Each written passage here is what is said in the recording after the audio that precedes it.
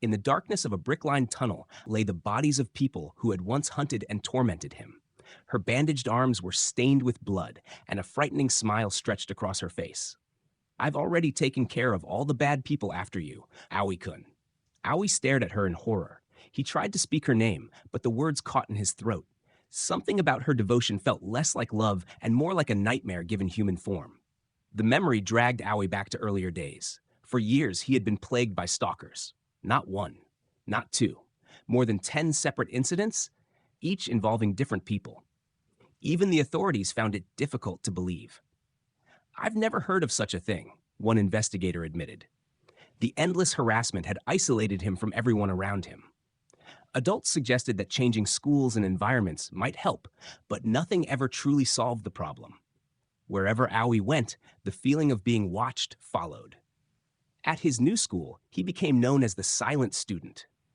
The other students whispered behind his back, "That guy doesn't talk at all, does he? You mean Sakurai? He hasn't said anything in like a week.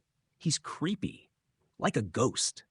The words stung, but Aoi had long since stopped reacting. Speaking up never helped. No one believed him anyway. Then one day, a conversation caught his attention. A beautiful woman had moved into a nearby apartment. The boys excitedly talked about her appearance, but one detail froze Aoi's blood. Both her arms are bandaged up. Bandaged arms. The words struck him like lightning. A horrifying memory surfaced. Bandages, long hair, a smile stained with blood. Miyako. Fear tightened around his chest. The police would never understand. They couldn't help, because the things pursuing him weren't human. At least not anymore. He remembered the monsters, grotesque creatures with twisted bodies and jagged mouths. They looked like something ripped from a fantasy novel, yet they had slaughtered people with terrifying ease, and standing among them had been Miyako. Not frightened, not running, smiling.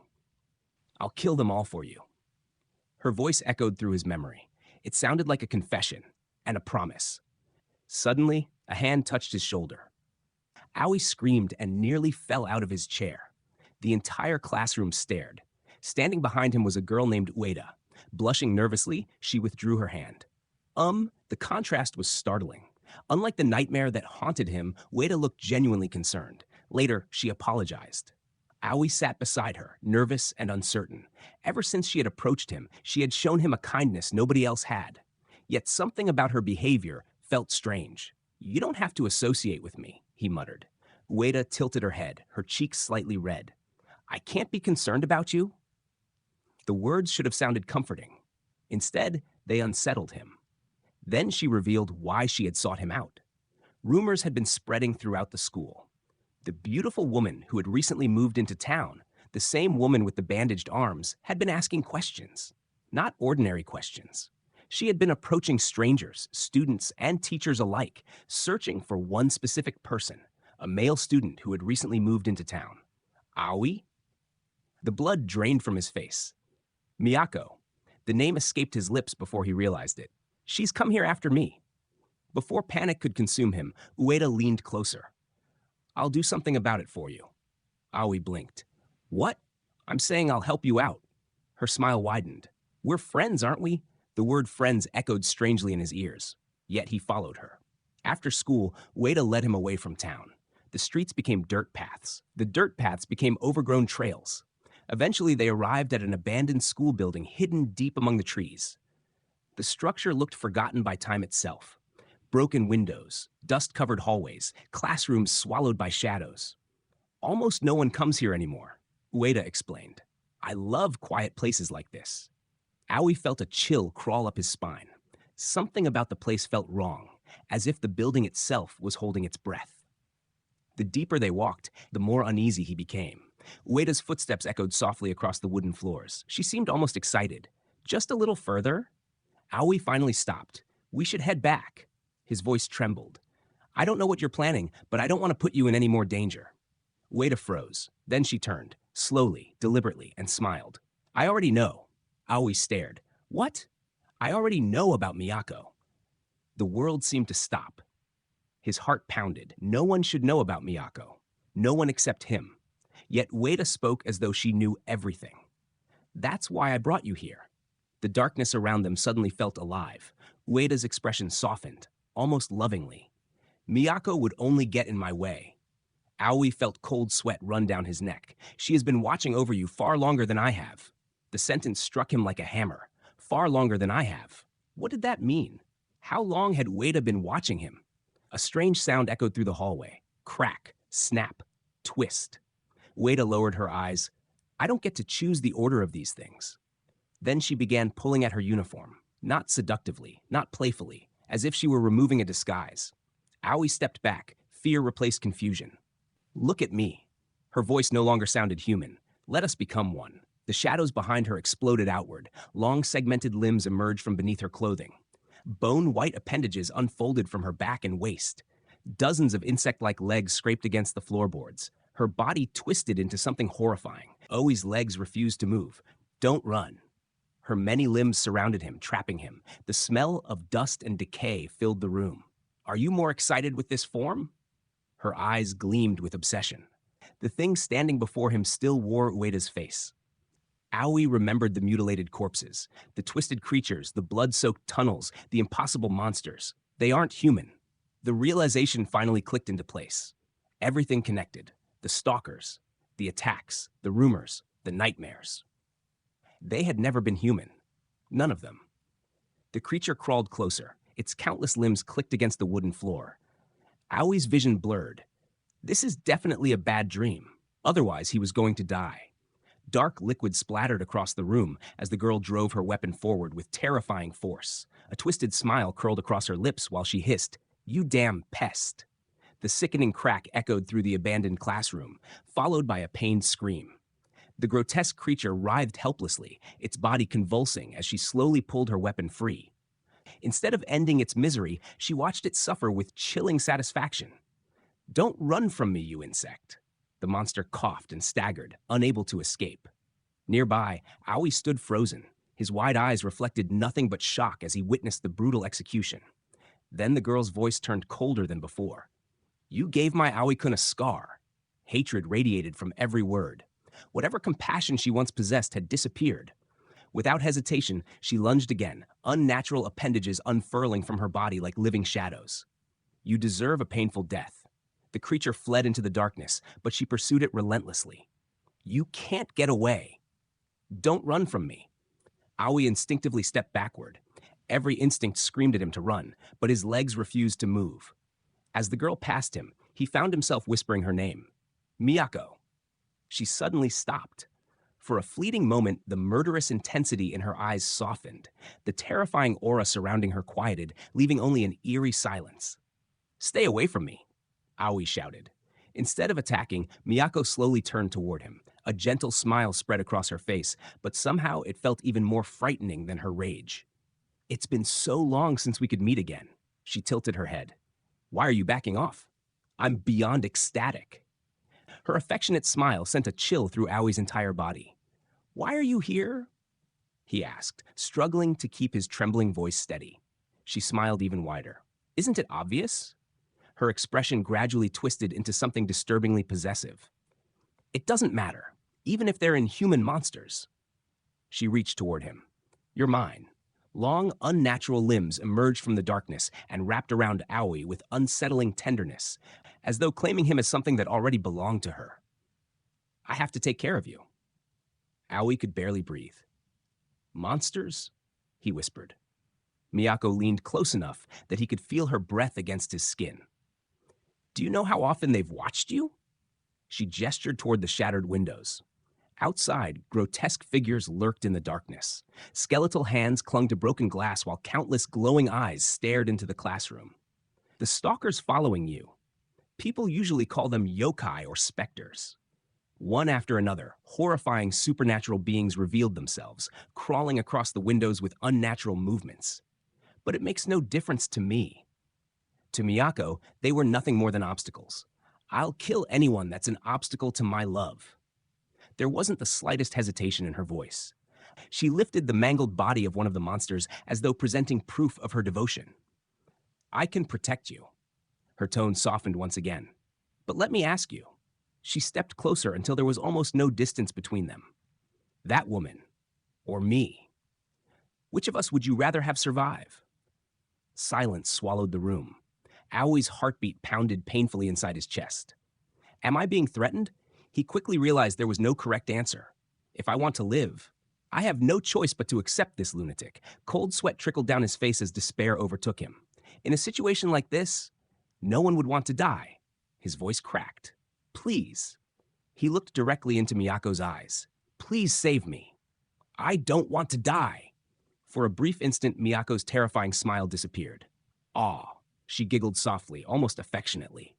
Don't make such a tempting face. The murderous obsession faded from her expression, replaced by an almost loving tenderness. I'm sorry for teasing you. Don't worry. Before Aoi could respond, the room trembled violently. The grotesque creature lunged once more. Without the slightest hesitation, Miyako stepped between Aoi and the monster. I'm here to protect you. The creature shrieked.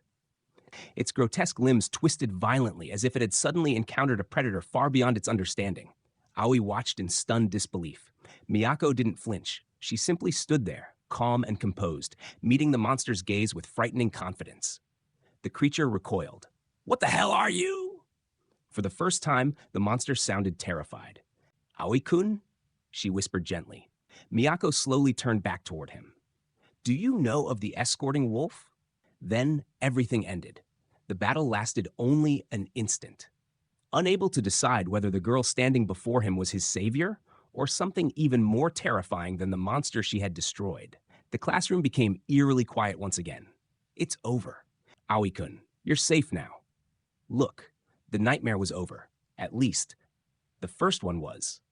Aoi lowered his head. His trembling refused to stop. Am I really okay with this? Miyako slowly knelt beside him.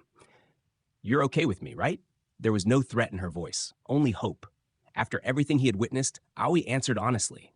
Of course. It's better than dying. The words escaped before he could stop himself. Miyako's expression instantly brightened. I can't help it. I love you so much. Her confession echoed throughout the ruined classroom. There was no hesitation, no shame, only absolute devotion. If it's for Aoi-kun, I would do anything. She placed a hand over her chest, trying to calm emotions that had grown far beyond reason. But now, I want to be with you more. Aoi's heartbeat quickened. Her affection felt sincere, yet disturbingly intense. I have to put up with her, he thought nervously. Without warning, Miyako wrapped both arms around him. Hey, Aoi instinctively tried to pull away. She hugged him even tighter. Also, if I let go, you'll be in danger again. Get off of me. But I'm just so happy. Despite the blood covering her clothes and the corpses scattered around them, Miyako smiled with pure happiness. Then her cheerful expression faded. Her voice became quiet. Can you see them? Aoi slowly turned toward the shattered classroom windows. His blood froze. Outside, they were watching. Countless figures stood beyond the broken glass. Some had no faces. Some smiled with unnaturally wide mouths. Others were little more than living shadows with glowing eyes. Towering monsters, distorted spirits, and things that defied description crowded the darkness beyond the school. None of them moved. They simply watched. Miyako remained perfectly calm. Did you really think there was only one that had their eye on you? Those words shattered what little comfort Aoi had found. The monster she had just defeated had merely been the beginning. Miyako rested her head against Aoi's shoulder and let out a peaceful sigh. A blissful smile spread across her face. It's like I'm dreaming. While Aoi remained frozen between relief and terror, surrounded by unimaginable horrors and unanswered mysteries, Miyako held him close, as though she had finally found the person she had been searching for all along. Aoi found himself standing in the same nightmare once again. A blood-soaked hand slowly reached toward him from the floor. It's that dream again. His chest tightened as an overwhelming sense of dread washed over him. This is the worst. I have to wake up. No matter how desperately he struggled, his body refused to move. His thoughts became frantic. Come on! Get up! Suddenly, his eyes snapped open. Good morning. A familiar voice greeted him the instant he awoke. Aoi's heart nearly stopped. Sitting beside his bed, smiling warmly as if nothing unusual had happened, was Miyako. Wake up! For a brief moment, Aoi wondered if he had actually escaped. Am I still dreaming? Miyako tilted her head, her smile never fading. If you're still tired, you can go back to sleep. The room felt painfully ordinary. Sunlight poured through the window, yet the memory of the blood-soaked classroom lingered so vividly that reality itself felt suspicious. Aoi abruptly sat upright, making the bed creak loudly. He stared at her in disbelief. Miyako, his voice shook. You're finally awake? She asked happily. Aoi immediately demanded, Why are you here? Rather than looking offended, Miyako seemed delighted by the question. I told you, didn't I? I'll stay by your side. She blushed faintly before tugging at the oversized hoodie she was wearing. Oh, I also borrowed your clothes. Only then did Aoi realize what she meant. She was wearing his hoodie. His face stiffened. His mind raced. How did she get in? How long has she been here? Miyako wandered casually toward the tiny kitchen as though she belonged there. Your mom is at work? I'll have to give my greetings later. She said it with complete sincerity. Aoi felt another chill run down his spine. She knew his mother's schedule. Before he could ask another question, she lifted the lid from a pan. I made breakfast for you. The smell of freshly cooked food filled the apartment. To anyone else, it might have looked like a caring girlfriend preparing breakfast. To Aoi, it was terrifying. I have to get away. His eyes darted toward the apartment door. Without another word, he quietly reached for the doorknob. The instant his hand touched it, a cold voice echoed behind him. Don't do that. Aoi froze. Something moved beyond the front door. Slowly, a gray, decayed hand pushed through the narrow gap of the doorway. Its impossibly long fingers curled inward as though trying to reach him. Aoi stumbled backward in horror. His breathing became ragged. Miyako glanced toward the door with surprising calm. You'll be taken away. As if she were commenting on the weather. Seeing Aoi's terrified face, she gently added, But don't worry. The creature's hand remained perfectly still. It's been there a while. Aoi's blood ran cold. It had been waiting outside his apartment the entire time. Miyako's expression suddenly changed. The warmth vanished from her face. She slowly turned toward the unseen thing beyond the doorway. Her voice became frighteningly cold. If you keep bothering us, I will slaughter you. A loud snap. The unseen creature instantly withdrew. Silence returned. Aoi cautiously looked back toward the entrance. Looks like it ran off. Miyako smiled sweetly again, as if nothing unusual had happened. The contrast between her gentle expression and the merciless threat she had just made left Aoi speechless. This really is a nightmare. He couldn't tell which frightened him more, the monsters stalking him or the girl protecting him. Miyako clasped her hands together with an innocent smile. Let's have breakfast, shall we? As if they were simply an ordinary couple beginning another peaceful morning. The smell of freshly cooked rice should have been comforting. Steaming white rice, rolled omelet, miso soup, soy sauce carefully placed beside the chopsticks. Everything on the table looked painfully ordinary. That was what terrified Aoi the most. His nightmare hadn't ended. It had simply learned how to smile. Miyako tilted her head. Aoi-kun. Her voice was sweet enough to melt away anyone's fear. Instead, it tightened around his throat. Miyako leaned across the table. Don't you like rolled omelets? Aoi froze. How could she know that? His favorite breakfast. His mother only made it on special mornings. Why do you know that? Rather than answer, she smiled. I'll also be making your bento. The words landed like chains quietly locking around his future. So tell me if there's something you want to eat. I'll make anything for you. Anything. The promise sounded less like affection and more like ownership. Aoi glanced down at the food. His fingers tightened around the chopsticks. Did she poison it? Mix in something supernatural? Or was she simply waiting for him to lower his guard? His stomach twisted, yet every bite tasted normal. Miyako watched him with quiet fascination. How is it? Silence. She smiled anyway. Glad to hear that. She never touched her own food, only watched him eat. Are you not going to eat? She looked down at the untouched breakfast. I'm not very hungry. The answer was too simple. Aoi remembered what she had confessed the previous night. You said you're an escorting wolf. Is that why? She slowly nodded. That might be why. I'm not so sure myself. Even she didn't understand her own existence. Aoi questioned the creature sitting across from him. If you want me to trust you, tell me everything. He looked directly into her visible eye. So what are you? And why do your kind want to eat me? The smile faded from Miyako's face, not into anger, into sadness. I told you. People call us spirits, urban legends. She stirred the untouched soup with absent-minded movements. But all we know is that we're merely remnants of what we once were. Her voice carried centuries of loneliness, as if our memories were stolen. We don't know where we came from. Actually, I thought you might know something about our origins. Aui's heartbeat stumbled. Why him? Why did every nightmare, every vision, every impossible coincidence point back to him? I don't know anything. He stood. I don't know. He walked away before she could ask another question. Aoi-kun. Her voice came from behind him. Too close. Far too close. He turned, and she was already standing behind him. Her face hovered beside his shoulder. Her warm breath brushed against his ear. One enormous eye stared into his. Are you hiding something? The room dissolved. Darkness flooded his vision. Blood, a severed hand, a smiling corpse dragging itself across wooden floorboards. A voice echoed through the abyss. Even after all this time, you never change. You really are a thief. The memory struck like lightning. Shut up, Aoi exploded. The dining table crashed sideways. Bowls shattered across the floor. He tackled Miyako onto the wooden boards, pinning her beneath him. The chopsticks in his hand trembled like tiny daggers. His face twisted with terror and rage. Stop prying into me. His voice cracked. His entire body shook. Not with hatred, with fear. Miyako didn't resist. She simply looked up at him.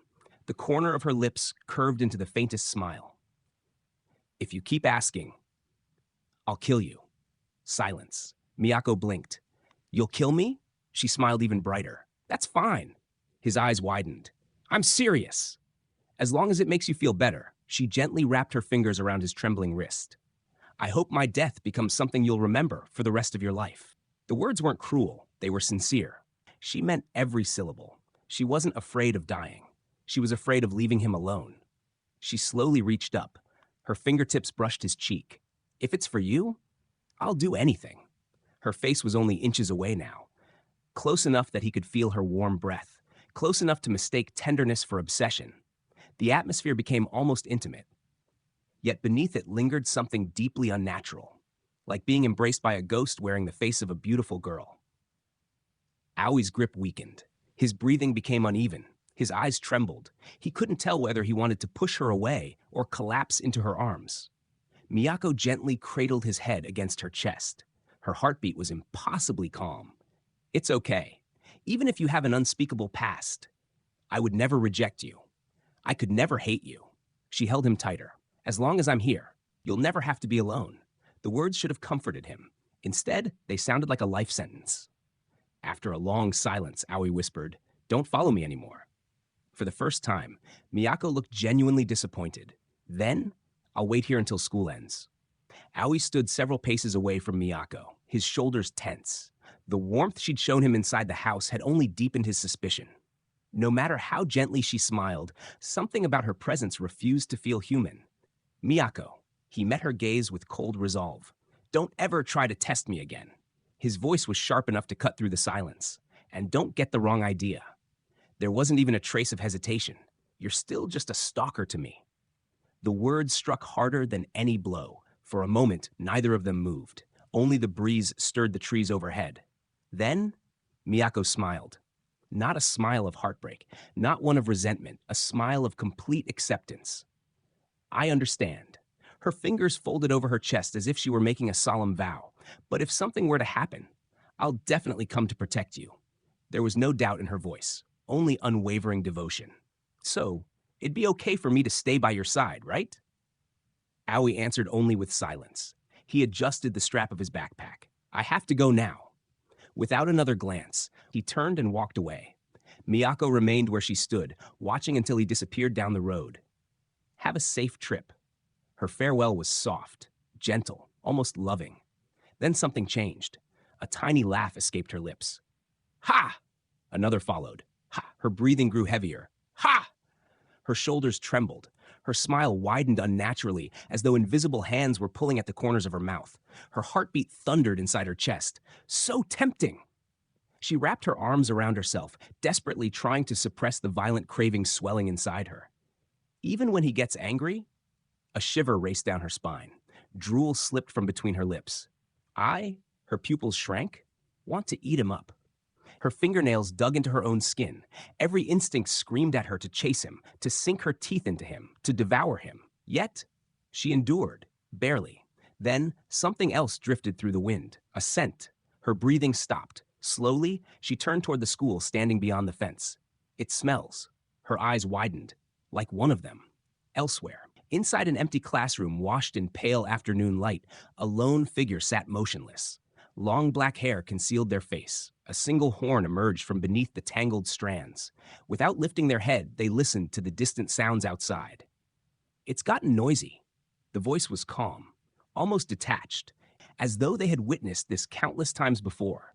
After a long silence, they whispered words that felt less like a prediction and more like a prophecy. Once again. August 9th approaches. The heat of early August hung heavily over the school grounds, but Miyako barely noticed.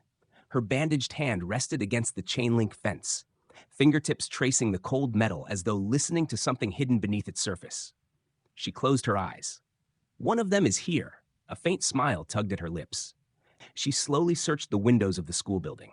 Where? Where is she? The answer refused to come. Instead, an unfamiliar scent drifted through the summer air, a scent that made the monster sleeping beneath her gentle smile stir with anticipation. Where are you? Inside the school, the atmosphere was no less unsettling. Students gathered in small groups, whispering excitedly. Aoi paused as fragments of conversation reached his ears. Huh? Ueda-san isn't here today? You haven't heard? She's transferring schools. He blinked. Transferring? Only yesterday she had been sitting in class. Now, she had vanished. So suddenly? I don't know the details. I heard her whole family moved away. So she's really gone?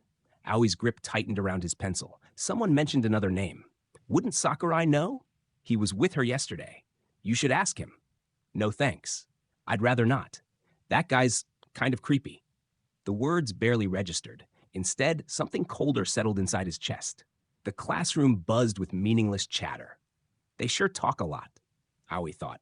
If they knew what truly lurked in the shadows, if they understood what Miyako really was, they would dismiss it as nonsense. Or perhaps they would simply become the next victims. His imagination betrayed him. For a split second, reality fractured. The classroom transformed into a slaughterhouse. Desks overturned, walls splattered crimson, broken bodies littered the floor. At the center of the carnage sat Miyako, smiling serenely as if enjoying a peaceful afternoon. Blood dripped from her clothes. Her voice echoed sweetly through the nightmare. Praise me. The vision disappeared. Aoi rubbed his temples. Or something ridiculous like that. Then another student called from the hallway. Hey, what's happening over there? At the school gate, there are a bunch of people gathering. Aoi frowned. What are they doing? Something inside him screamed. Run. He hurried downstairs. Outside, dozens of students surrounded someone standing near the entrance. Whispers floated through the crowd. Could she be the girl everyone's talking about? She's prettier than I expected. She's actually kind of cute. Dude, you've got terrible taste. Then the crowd parted. There she stood. Miyako. Her long hair concealed one eye while the other searched only for him. Her cheeks carried a faint blush. Her smile looked almost innocent. She clasped her bandaged hands together. Aoi-kun. I've been looking for something. The words sounded harmless. Yet Aoi felt an icy shiver crawl across his spine. Around him, more whispers spread. Isn't that Sakurai's stalker? Seriously, what is she doing here? He swallowed hard. What is she planning now? Rumors spread faster than wildfire. That's why Ueda transferred. That's what she told everyone. I heard the same thing happened at Sakurai's previous school. Maybe that's why she's following him. No one really knows. Every retelling twisted the truth a little more. Until lies became facts, until Miyako became less of a person and more of an urban legend. A dreadful thought surfaced inside Aoi's mind. If everyone already believes she's dangerous, if I simply admit I'm another victim, maybe they'll finally leave me alone. He imagined saying it aloud. I'm in the same situation as Ueda. I stayed quiet because I was afraid. That should explain everything. I'm a victim too. It won't hurt. The idea disgusted him. He hated himself for considering it. Yet fear had a way of making cowardice sound reasonable. Before he could speak, a soft voice interrupted the silence. Every head turned. Miyako stepped forward. Her expression remained strangely calm. I did it. The crowd froze. No one understood. No one dared interrupt. Then she tilted her head with an almost childlike innocence. That girl? Ueda? I got rid of her. Silence crushed the schoolyard. Some students laughed nervously, others stared in disbelief. So it's true then. Aoi slowed his pace, confusion clouding his expression. More students arrived. No one knew the truth. No one cared to learn it. The rumors alone were enough. Poor Ueda-san. Despicable. I bet she's done worse. The words multiplied until they became a chorus. A public execution without a trial. Miyako stood alone. Long silver hair swayed gently in the wind while dozens of hateful eyes bore into her. Plastic bottles, crushed cans, bits of trash. One after another, they flew toward her. The crowd laughed. The first bottle struck. Another followed. Then another. What is happening? Aoi could hardly recognize his classmates anymore. Their faces twisted into expressions that no longer looked human. They're going too far with this. Yet nobody stepped in. Fear had become entertainment. Hatred had become justice. Miyako remained perfectly calm. Of course it would turn out like this, even though it'd only make her look bad. Someone shouted, "Get the hell out of here!" Another screamed, "Did you think we'd forgive you?" The accusations came endlessly. She listened, accepted them, then quietly smiled. "I honestly don't care." Silence swept across the courtyard. My position, my body, everything. I could throw it all away. Her voice never shook. I don't have a single regret. Then, she looked only at Aoi. Nothing else existed. Nothing else matters. As long as I can be with the person I love. The confession was beautiful. It was also terrifying. The crowd recoiled. Then disgust replaced their fear. Gross. A rock suddenly shot through the air. Crack! The stone slammed directly into Aoi's face. Blood erupted across his eye. His vision exploded into darkness. He staggered backward. Miyako gasped. Ah! Blood streamed down Aoi's face. His right eye refused to open. Pain clouded his thoughts. Someone ran toward him. Aoi-kun! The hell are you trying to do? He wiped blood from his lips. Does it matter? His remaining eye glared at everyone surrounding him. Like you guys would understand. Dumbasses. There was nothing left to explain. No one here wanted answers. They only wanted someone to hate. Then, Miyako embraced him, tightly, as if afraid the world would steal him away. The moment their bodies touched, reality cracked. Something burst from behind her. Dozens of pale tendrils unfurled like living ribbons. They writhed through the air with impossible grace. They resembled vines or long skeletal fingers. The ground trembled. The air grew heavy. Students screamed. Some stumbled backward. Others fell to the ground. The supernatural limbs lashed through the courtyard, not to kill, only to warn. The flying bottles were knocked aside. The stones shattered before reaching them. The mob scattered in terror. Just moments ago, they had acted brave. Now, they ran from the true horror standing before them. Eventually, silence returned. Looks like the bleeding has stopped. Shut up. Miyako carefully supported Aoi beneath the shade of a tree. For the first time, only concern remained. What did you come here for? The creature I chased off this morning was here. She blended in with the other students. But I already remembered her face. I'll deal with her right away. Then, his shoulders shook. I can't go to school anymore. The words carried more pain than his injuries. Without hesitation, Miyako hugged him again. If that's true, then we can be together even more. I'm not kidding. Get off of me. She giggled softly. Aoi-kun, you were really cool. No one, not his classmates, not his teachers, not even his own family, had ever spoken to him like that. His voice cracked. Even my mom has never said that for me. Tears rolled down his blood-stained face. Why? Why did you say that? Miyako blinked, then laughed quietly. Oh, I see. She understood completely. The corners of her lips curled into an unsettling smile. Her cheeks flushed. A thin strand of saliva escaped as her breathing grew heavier. There was something disturbingly intimate about the way she looked at him. Not merely affection, not simple obsession. It resembled the devotion of a monster that had finally found the one soul it wished to keep forever. Her voice became little more than a whisper. Don't rile me up. Hidden beyond the fence, a lone figure silently watched. Their face remained concealed beneath deep shadow, as if another supernatural being had witnessed everything. The house visit. A faint knock echoed through the apartment. Aoi-kun? The familiar voice drifted through the closed sliding door, gentle enough to sound reassuring. Yet to Aoi, it felt like another crack in the fragile wall he had built around himself. He stayed perfectly still, clenching his fists as if silence alone could make the visitor disappear. Why won't you open the door? It's me. The words should have brought comfort. Instead, they only deepened the knot of anxiety twisting in his stomach. A house visit? She asked. Aoi looked away. My homeroom teacher is coming to check up on me, because I haven't been going to school. I didn't tell my mom anything either. Miyako quietly absorbed his confession. The apartment fell silent. Miyako understood the situation almost immediately. If you're here when the teacher arrives, it'll only cause more trouble. So, in the meantime, don't come inside. It won't take long. But Aoi couldn't hide the fear in his voice. But if she's a monster, then you'll be the one in danger. Miyako blinked. If that happens, he continued hesitantly, you'll come protect me. The request hung awkwardly between them. I know I might be asking for too much. He forced an uneasy smile. Right? For a brief moment, Miyako's expression softened. Deep inside, she convinced herself that this much should still be acceptable. After all, it was for Aoi. Without another word, she smiled brightly. Of course. No matter what, I'll protect you. Those words struck Aoi harder than he expected. She stepped closer, lowering her voice until only he could hear. So, from now on, no matter what happens, even if nothing happens. Her lips curved into a strangely affectionate smile. Call only for me, okay? Something changed. The warmth in Miyako's eyes slowly melted into something darker, something almost obsessive. She leaned in so close that Aoi could hear her breathing.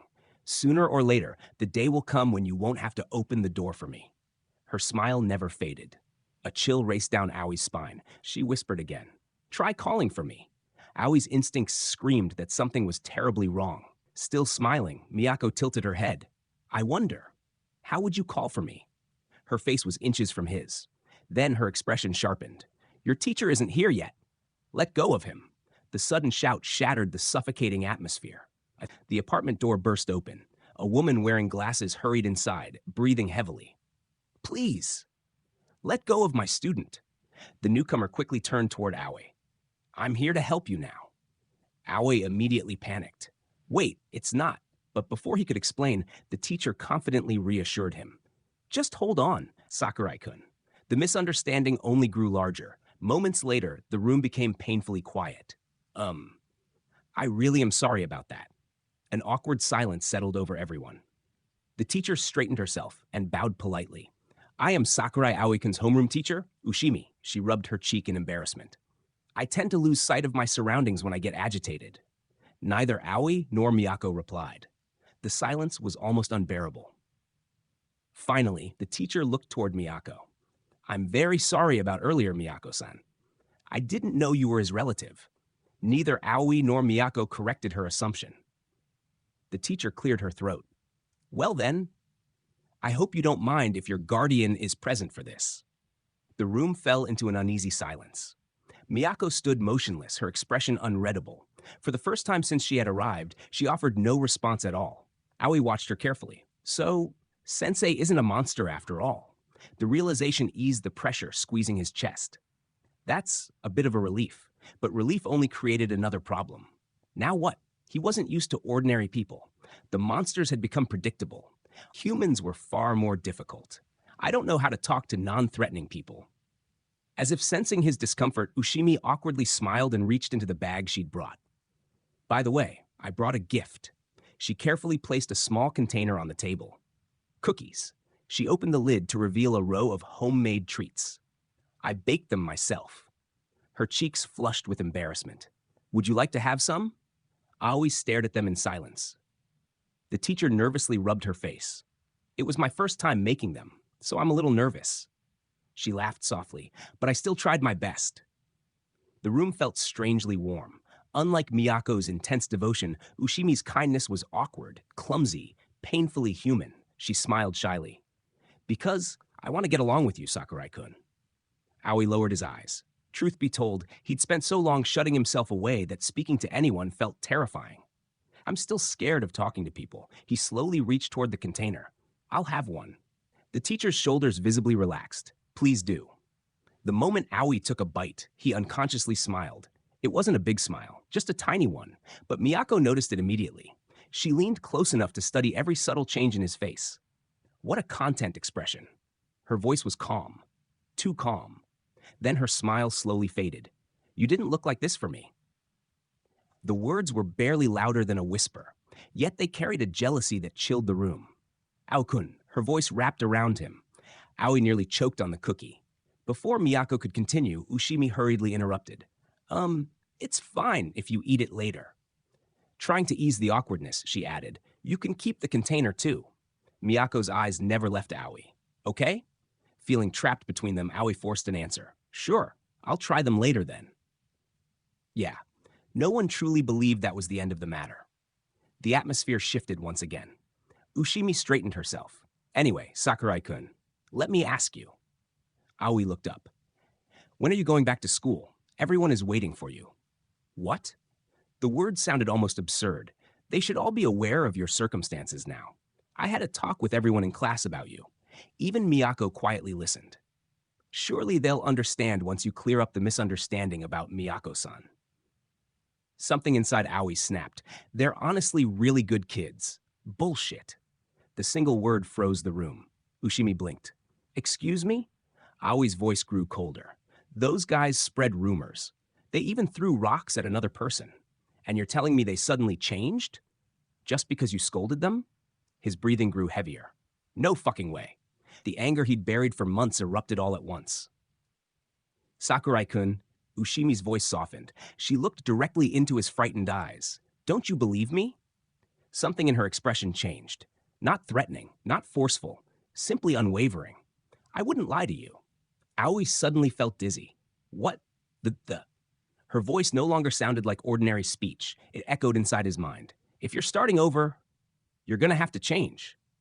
The words repeated again and again. Her voice, it wasn't simply reaching his ears anymore. It's echoing inside my head. Sakurai-kun is a good boy. The phrase replayed over and over, almost like a hypnotic chant. Across the table, Ushimi smiled gently. My Aoi-kun is a good boy.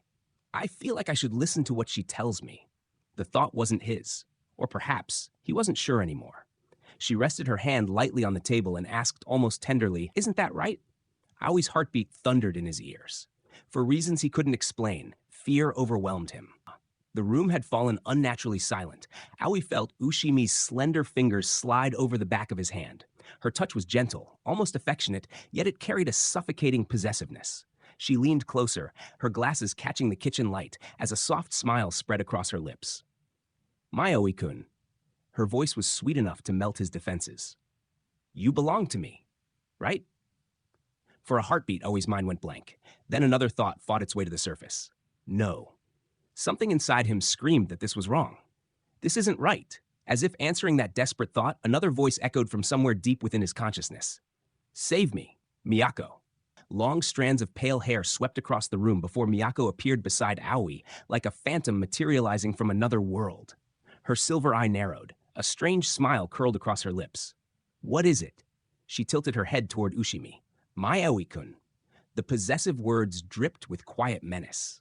The invisible pressure suddenly vanished. Ushimi blinked. The unsettling spiral in her eyes disappeared behind her glasses.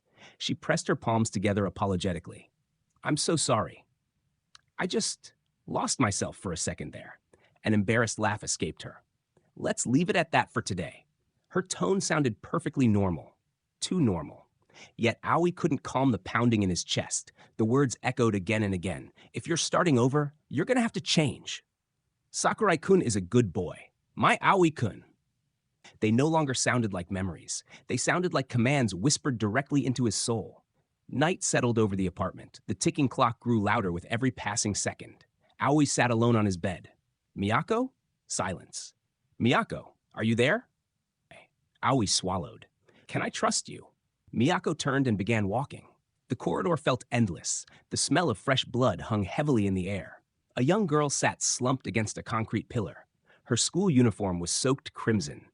A massive hole had been torn straight through her chest, leaving only darkness where her heart should have been. Black blood stained the wall behind her like ink spilled by something inhuman. Miyako merely looked at the corpse, expressionless, studying it. This afternoon, she finally murmured, you didn't have their scent. Her gaze lifted into the darkness ahead. Before I kill you. Her voice became chillingly calm. Tell me. A familiar figure stepped out of the shadows. It was Ushimi. Her sweater was splattered with blood. Her glasses sat crooked across her face. One eye twisted into an impossible spiral while blood trickled from the corner of her mouth. She smiled, a grotesque, delighted smile. "What are you?" The question hung between them. Neither woman moved. Neither blinked. Miyako's voice sliced through the silence. "Manipulating the students." "Was that your doing?" Ushimi shrugged casually. "Who knows? There were a lot of them within the school." Miyako's lone visible eye never left her. "Don't lie. There were only you two." Ushimi laughed, a laugh that echoed unnaturally through the corridor. "So, you don't know anything?" The abandoned school had become unnaturally silent. Broken lights swayed above the empty corridors, casting restless shadows that seemed to breathe with every flicker. Ordinary people, she explained, could never perceive beings like them. Their existence was hidden behind coincidences, strange accidents, whispered rumors, and unexplained phenomena. Only those who had lost control, or those who willingly revealed themselves, could ever be seen. She admitted she had shown herself earlier on purpose. Miyako's eyes narrowed. Ushimi only laughed. She hadn't needed to use any supernatural power against someone as insignificant as Miyako. The insult hung in the darkness like poison. Miyako answered with a dismissive scoff. "Whatever." Miyako declared that she would simply continue doing what she always had. "If that's the case," she thought, "I'll erase every obstacle standing between me and him." Her smile widened. "I only have to get rid of everything." The words echoed through the empty hall. Ushimi stared at her with pity. "You are not suitable for him." The words struck like a curse. Miyako frowned. Ushimi continued. "That boy needs someone like me. Someone who could educate him. Someone who could carefully watch over him. Someone who could teach him everything. Someone who could raise him properly." Her voice grew softer with every sentence, becoming disturbingly intimate, as though she were describing the future she intended to claim. Blood dripped from her fingertips while an ecstatic smile spread across her face. "I can't help looking forward to it." She imagined molding Aoi's mind, training his body, guiding every decision he would ever make, until he won't be able to do anything without me. The confession wasn't spoken like love. It sounded like worship twisted into obsession. What are you even talking about? Suitable? Training? None of it made sense. The distance between them disappeared. Miyako stepped forward until their faces were only inches apart. "You speak as if you're human." For the first time, Ushimi smiled without pretending. "None of that matters." Then the smile on Miyako's face changed. Her lips stretched far wider than any human mouth should. Her pupils spiraled. Bones cracked beneath her skin. "My love is more than enough for him." The hallway itself seemed to recoil. Ushimi slowly turned away. "Do you really believe my words are meaningless?" Her long black hair floated as though underwater. "You don't even realize what I am." Every step she took echoed with impossible weight. For countless centuries, her words had been treated as divine law. Kings, priests, warriors, entire villages had trembled simply because she had spoken. Her voice became a whisper that seemed to emerge from every shadow. Throughout the ages, my words, and my very presence, were regarded with reverence by everyone. She looked directly into Miyako's eye. "And now, I shall bestow upon you a prophecy." Her spiraling eyes locked onto Miyako. "A prediction of your death." The darkness exploded. Ushimi's body twisted violently. Her fingers elongated into claws. Her elegant smile transformed into the horrifying grin of an ancient yokai. "For I am an Ushi-onna." Miyako's rage finally erupted. The last thread restraining her snapped as the monstrous power consuming her body swallowed every trace of hesitation. Her face twisted into something no longer entirely human, one eye burning with murderous intent while jagged fangs tore through her cheek. Without another thought, she hurled herself straight at the grotesque Ushimi. "I don't care! Die!" Then, a cold, mocking voice whispered through the silence. "How foolish! I warned you, didn't I?" Before Miyako could recover, a crushing force seized her. Ushimi had never intended to face her head-on. Its voice carried the calm confidence of a predator that had already won. "Your death has been assured." Her body froze as the truth unfolded before her. She had been charging at nothing more than another step in Ushimi's carefully prepared trap. The monster watched her struggle with a cruel smile before revealing its scheme. "Did you really think that I would fight someone like you directly?" Its words dripped with contempt. I said to the girl that if she cooperated with me, I would save her life. For a fleeting moment, those words almost sounded sincere. Then the monster's grin widened into something horrifying. Of course, I killed her afterward. The confession echoed through the blood-soaked room like a curse. The promise had never been real. An innocent girl had been manipulated with false hope. Ushimi slowly tilted its head, its expression almost amused by its own cruelty. This is how a rational animal survives. Isn't that right, Miyako-san? A hollow laugh escaped its lips. Ha ha! Even with death looming over her, Miyako refused to look away.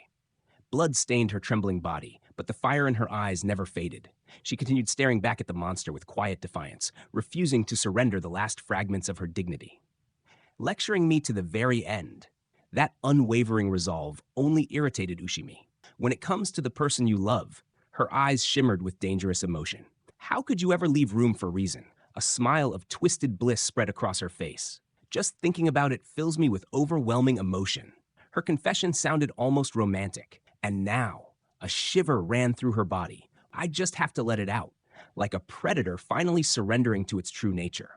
Moments later, silence returned. The battle had reached its conclusion. Ushimi collapsed onto the broken pavement, blood spreading beneath her. She laughed quietly despite her defeat. What a shame. It seems I was no match for a beast. Miyako slowly approached. There won't be a next time. Her voice echoed through the empty streets. I'll end you right here. Ushimi smiled faintly. Perhaps, but we'll meet again.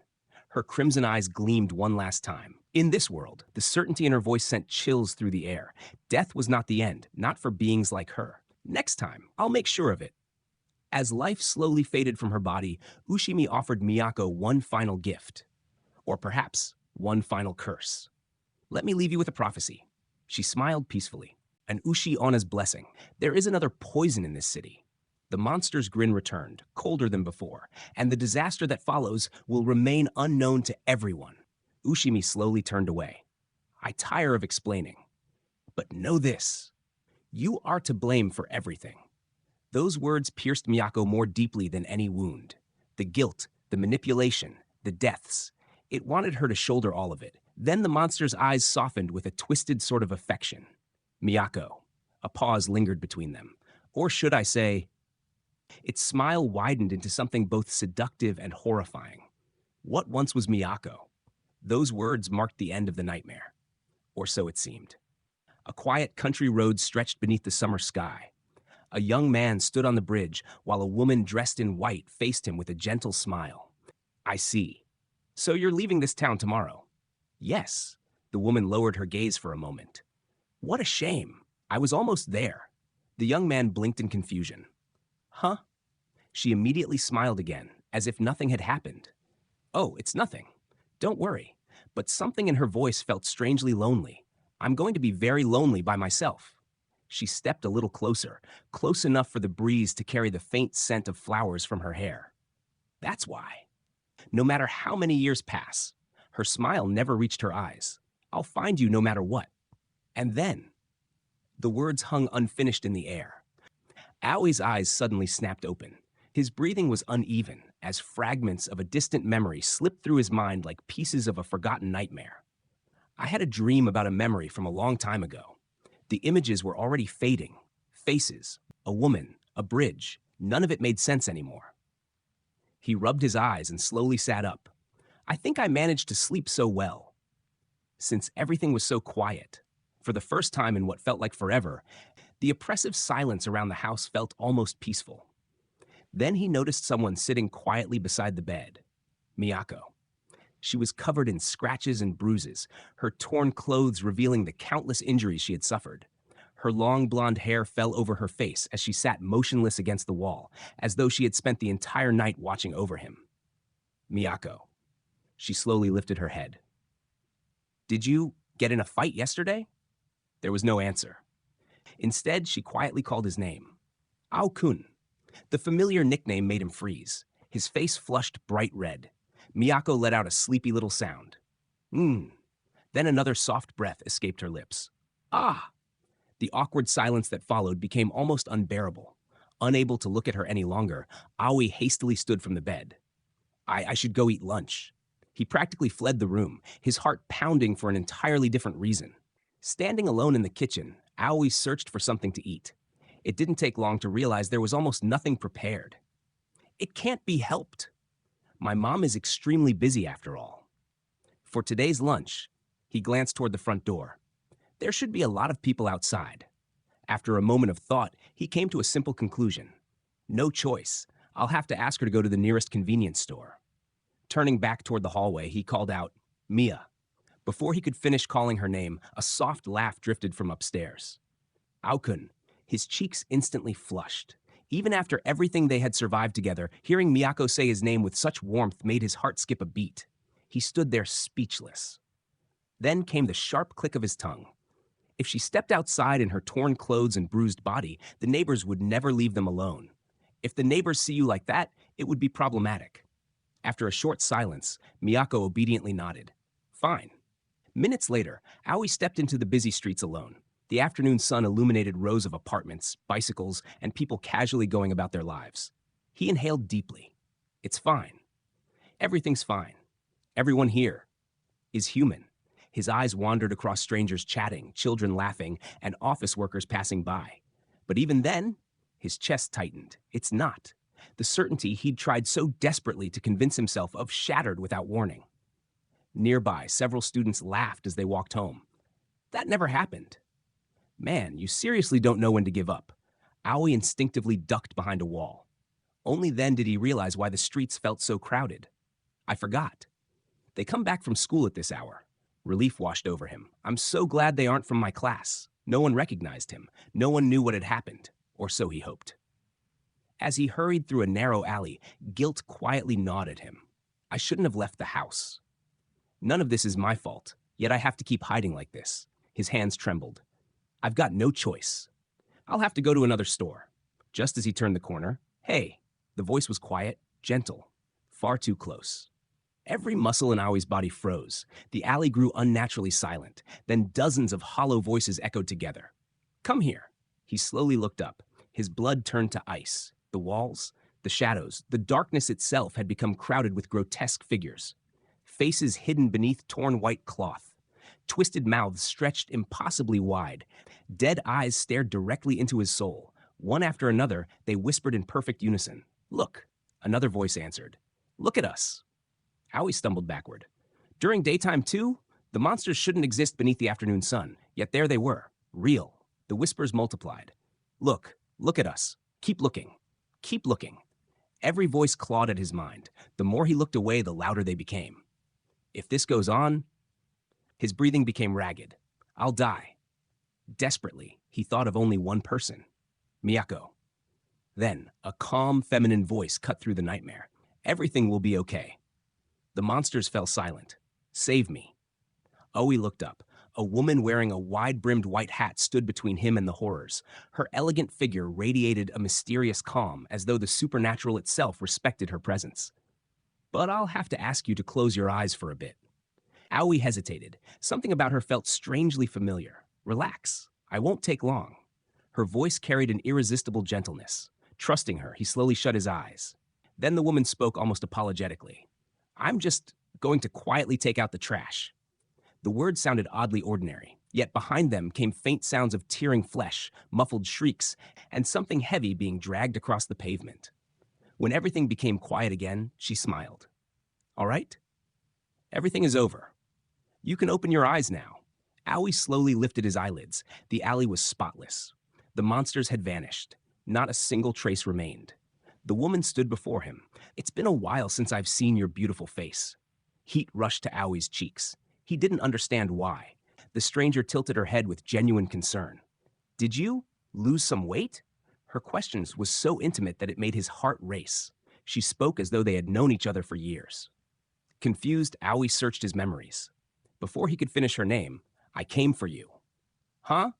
The woman suddenly reached toward him. Without warning, she effortlessly lifted him into the air as if he weighed nothing. Aoi flailed in embarrassment. The woman laughed brightly. His protests only seemed to amuse her more. She watched his panicked expression with sparkling eyes before letting out another soft giggle. Aoi could only stare.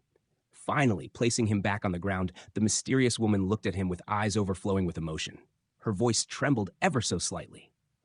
All those years that I couldn't see you felt like an eternity. She gently clutched her chest. It felt like I was in hell. Her composure began to crumble. I missed you so much. Before Aoi could answer, she suddenly wrapped her arms around him in a desperate embrace, holding him as though letting go would mean losing him forever. The warmth of her body felt painfully real. Yet there was something unsettling about the intensity of her affection. It wasn't the embrace of someone meeting an old friend. It was the embrace of someone who had waded through endless years of loneliness, refusing to let fate separate them again. Miyako's eyes suddenly flew open. Her heart pounded violently as an indescribable dread gripped her soul. Aokun. For reasons she couldn't explain, she knew. Something or someone had found him. Sakurai's past. The abandoned school stood in suffocating silence. Walking side by side through the deserted hallway, Yae suddenly broke the silence. So, is there someone you like right now? The unexpected question made Sakurai stop in his tracks. That I like? His brow furrowed with confusion. Why do you ask? Yae smiled, the corners of her lips lifting with innocent amusement. She admitted she thought someone his age would be more susceptible to romantic feelings. Susceptible? He repeated the unfamiliar word. A soft giggle escaped her lips. That's what they call youth. Her answer sounded playful, yet something in her gentle voice carried an unsettling weight. After a long pause, Sakurai finally answered. I don't. His expression remained cold. I hate everyone. She simply nodded. I see. There was no disappointment in her eyes, no judgment, only quiet understanding. Then he turned to Yae-san. How about you, Yae-san? She blinked innocently. Me? Do you like someone? For a moment, she simply stared at him. Then, a delicate laugh echoed through the empty hallway. Sakurai tilted his head. Huh? What is it? Yae's cheeks gradually turned crimson. Her smile grew softer, warmer, yet strangely more frightening. She gazed at him with unwavering affection. You still don't get it? Sakurai frowned. What do you mean by that? Her smile deepened. You'll understand soon enough. Those words wrapped around him like invisible chains. As Sakurai quietly whispered, Yae, san, fragments of forgotten memories resurfaced. The girl standing before him looked exactly the same, not older, not younger, exactly as she had existed in his childhood. It was as though time itself had abandoned her. Yae lowered her eyes, her voice becoming almost painfully gentle. She admitted they hadn't spent much time together. But to her, those few precious hours had become irreplaceable. Looking back at him, she smiled. It seems that you've changed a lot since then, boy, and I get why. Life had carved painful scars into Sakurai's heart. Loneliness had transformed him into someone who trusted no one. Yet Yae confessed something that made his chest tighten. She had never forgotten him. Not once. Not for a single day. Her words should have sounded romantic. Instead, they carried the terrifying devotion of someone who had spent years clinging to a single memory. She slowly walked ahead, her long hair flowing behind her like a ghost drifting through forgotten halls. Even if they had suddenly parted, she couldn't simply remain where she was. Every passing day, every passing year, only one fear haunted her. What if you forgot me? That thought had become the center of her existence. She admitted it was all she could ever think about. Her love had long since crossed the boundary between affection and obsession. Without warning, she stepped closer. Their faces were separated by only a few inches. Sakurai instinctively held his breath. Yae's cheeks glowed a soft crimson. Her eyes overflowed with affection that bordered on madness. That's why I won't hold back any longer. It wasn't merely a confession. It sounded like a vow. One she intended to keep no matter the cost. Embarrassment flooded Sakurai's face. She laughed quietly. Are you embarrassed? Oh, right. Her smile became almost mischievous. Let's go somewhere without people. Just the two of us. She leaned close enough for her whisper to brush against his ear. To celebrate our fateful reunion. Without looking back, Yae reassured him. Don't worry. Then she smiled. It's not as if a stray dog is going to eat you. The joke should have eased his nerves. Instead, it made him wonder what horrors she considered more dangerous than wild animals. Suddenly, Miyako stopped walking. She closed her eyes. The silence became absolute. She slowly inhaled, like a hunter catching the scent of prey. When she opened her eyes again, something had changed. There's the smell of monster blood, another slow breath, and there's the smell of others too. Her gaze slowly shifted toward the abandoned school building. So you were in the abandoned school building, huh? She stared into the darkness beyond the hallway. Don't you fucking think I'm giving you Aokun. The tension slowly faded as they entered an old warehouse attached to the abandoned school. Yai smiled nostalgically. Back then, we used to play in deserted places like this one. It wasn't anything special, but we had fun. She turned toward Sakurai.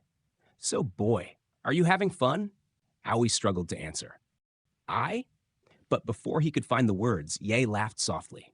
Yae quietly spun beneath the pale light filtering through the broken roof. Her white dress fluttered around her like the robes of a wandering spirit. She laughed with genuine happiness. By the way, I'm having a good time. She closed her eyes, savoring the moment she had dreamed of for years. Her smile widened. I'm having so much fun that I feel like I'm having the time of my life. The words echoed through the empty warehouse. Yae casually wiped the blood from her fingers before continuing. As soon as those idiots found out that Okuri Okami was gone, they all came. She chuckled with complete amusement. So dumb on their part. She glanced at the corpses surrounding them. They're all just incompetent meatheads. Another glance. Seriously. They're all just a bunch of scum. Aoi lowered his head. Well, I'm sure we'll be fine for now. Silence followed. Then the question he had been afraid to ask finally escaped his lips. Yae-san. He lowered his gaze. Were you always a monster? The warehouse became deathly still. For several long seconds, she said nothing. Finally, she turned around. There wasn't anger in her eyes, only uncertainty. Are you disappointed? The question carried an unexpected vulnerability. Aoi looked directly into her face. He remembered every impossible moment she had appeared, every narrow escape, every monster that somehow never reached him. Then he smiled. No. His answer came without hesitation. I'm thankful, actually. Yaoi continued. That explains why I always felt safer whenever I was with you, Yae-san. His voice softened. You were always protecting me. At last, everything made sense. I get that now. For the first time, Yae looked genuinely embarrassed. She turned away, hiding the faint blush coloring her cheeks. I hate to say it. She sighed, but I guess that saves me the trouble of explaining. A quiet laugh escaped her lips. I feel like an idiot for worrying so much about it. Aoi scratched his cheek awkwardly. Well, I guess I'll have to thank Okuri Okami later. Then he paused. But for now, he never finished.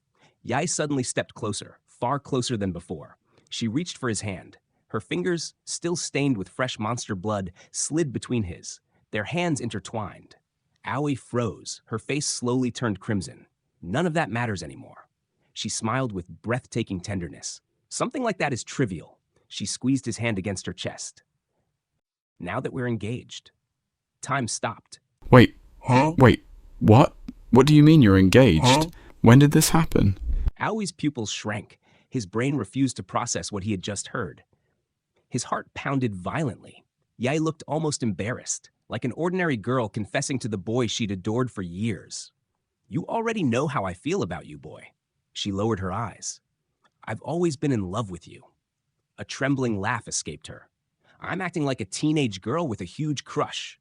Her cheeks flushed even deeper. I'm sure this disease, she pressed his hand more firmly against herself, is like a disease that doesn't want to go away. As long as I know you, her fingers slowly guided his arm toward her lips. I don't think. She inhaled deeply, that even devouring you, her lips brushed against his skin, will make it go away. Aoi's body stiffened. His pulse thundered beneath her mouth. She closed her eyes, savoring nothing more than his scent, yet the intimacy carried a terrifying implication. She whispered, almost lovingly. Hey! Her voice drifted into something distant. My feelings remind me of an old story. Darkness gathered around her. The warehouse itself seemed to grow colder. Do you know? Long strands of black hair began to unfurl behind her. The story about the god who leaves on a journey. The shadows thickened. To chase after the boy she loves? The air became suffocating. Every instinct screamed at Aoi to run, yet his body refused to obey. Yae smiled. Would you? The black mass behind her slowly lifted itself from the pile of corpses, its limbs bent in impossible directions. Its endless hair crawled across the concrete like living darkness. Like to know how it ends. A deafening impact shook the warehouse. Another echoed through the building. Dust rained from the ceiling. The creature crawled forward on grotesquely elongated arms, each movement accompanied by the sickening crunch of bone and the scrape of claws against concrete. Aoi couldn't breathe. He couldn't scream. The colossal apparition loomed over the room like a forgotten deity of nightmares. From beneath the brim of Yae's wide hat, a single eye stared back at him. It was no longer the gaze of a woman. It was the gaze of something that had existed long before humanity learned to fear the dark. Its voice was soft. "I won't let you run anymore." She slowly stepped toward Aoi, her crimson eyes fixed entirely on him. "Boy," her voice was gentle, almost comforting. "I know you better than anyone else in the world." Aoi felt his heart skip. One by one, Yae uncovered the memories he had buried deep inside himself. She remembered the day he secretly hid the truth after killing the classroom fish. She remembered how he wandered the streets for hours whenever he received poor grades, too frightened to face his parents' disappointment. She even remembered the childish rebellion of secretly sprinkling extra salt into their meals behind their backs. There wasn't a single corner of his life she hadn't seen. Then her cheeks turned bright red, her smile became almost bashful. And above all, she lowered her voice. "How you spent the night lusting after my body." Aoi froze. His face burned with embarrassment. How? How could she possibly know that? Yae answered the question before he could ask it. "I know everything." The smile on her face grew softer. Yet her emotions had become impossible to contain. Her feelings had overflowed. She laughed quietly, almost embarrassed by her own honesty. Because love does not tolerate ignorance. To Yae, love wasn't blind. Love saw everything. It accepted nothing less than complete understanding. No secrets, no lies, no hidden thoughts. She clasped her trembling hands together. "I can't be at ease." Her eyes searched his face with heartbreaking sincerity. "Unless I know everything about you." Every year they had spent apart had become a wound that refused to heal. She stepped closer until only inches separated them. "So?" A bittersweet smile crossed her lips. "How do you plan on compensating me for all these years we've been apart?" The question sounded innocent, but beneath it lay an expectation so absolute that Aoi could scarcely breathe. Before he could answer, something enormous crashed through the darkness. A grotesque monster burst from the shadows, its twisted body lunging toward Yae with murderous intent. Its claws carved deep grooves into the concrete as its distorted face twisted into a hideous grin. Yet Yae didn't even turn around. She simply sighed. "Hey now." Her voice carried mild annoyance. "Can't you read the mood?" Blood covered her clothes. Her breathing was ragged. Her body trembled from exhaustion. Yet her determination never wavered. "Okuri Okami." It was Miyako. She forced a smile despite the pain consuming her battered body. "Aokun, I came to save you." The words carried unwavering resolve. She hadn't come to survive. She had come to protect him. Aoi stared at her in disbelief. "Aokun?" Miyako noticed the confusion written across his face. "What's the matter?" Before he could answer, Yae calmly spoke. "Miyako," her expression remained composed. "You can't win as you are right now." Her gaze swept across Miyako's injuries. "You look very tired." There was no arrogance, only certainty. "I've missed you." Yae greeted Miyako with unsettling politeness. "Well, perhaps right now isn't the best time for a reunion." Aoi's thoughts raced. Miyako is just a stalker, but she came here to save me. Yae has protected me countless times. I don't want either of them to die. I can't let this continue. His heart begged him to stop the inevitable. His body refused to move. Without another word, "You should leave!" The deafening impact scattered dust from the ceiling while broken concrete cracked beneath their feet. Silence followed. Miyako turned toward Aoi. "Everything's fine, Aokun. So don't worry, all right? As long as I'm with you?" Her expression softened with quiet devotion. "There's nothing to worry about." A faint blush colored her cheeks. She looked away shyly before speaking again.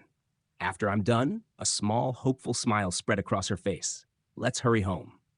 Her voice grew quieter. "When we get there, I have a request." She nervously touched a finger to her lips, struggling to hide her embarrassment. "I want you." The words caught in her throat as her face turned bright red. "To give me a proper reward this time."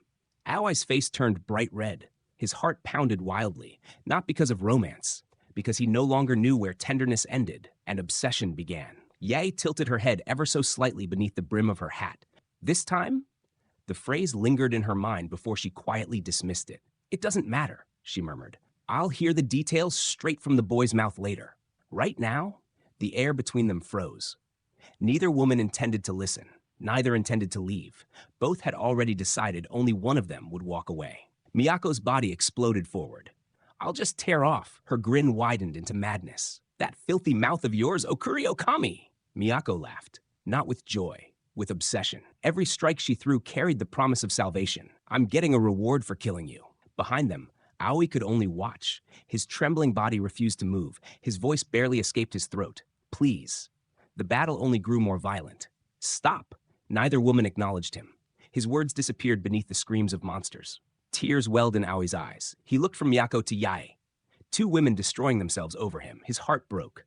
I'd be sad if... His voice cracked. One of you dies. He reached out with shaking hands. Let's talk about it. His breathing became uneven. We don't have to fight. We can talk things out. For one hopeful moment, he believed there was still another path. I'm sure that we... Before he could finish, both women answered simultaneously. Miyako smiled. Aokun, Yae smiled. Boy. Their voices overlapped perfectly. Neither had listened to a single word. The warehouse fell silent. The two women looked at one another. Then, at exactly the same time, they spoke. Sorry. It wasn't an apology to each other. It was an apology to Aoi. Both believed they were about to do something unavoidable. Yae's smile remained gentle. This is something. Miyako finished the sentence. That can't be solved with words. Together their voices became one, especially when it's about the person you love. Love had become something terrifying, something impossible to reason with. The silence shattered. Shriek, growl, roar. Their true forms erupted. Flesh twisted, bones cracked, hair writhed like serpents. Their bodies became grotesque yokai, locked in a battle that no longer resembled two women fighting. It looked like nightmares trying to devour one another. Aoi collapsed to his knees. His breathing became ragged. He watched monsters tear each other apart. All because of him. Why? His vision blurred. I don't understand. His hands shook uncontrollably. Are you doing all this for me?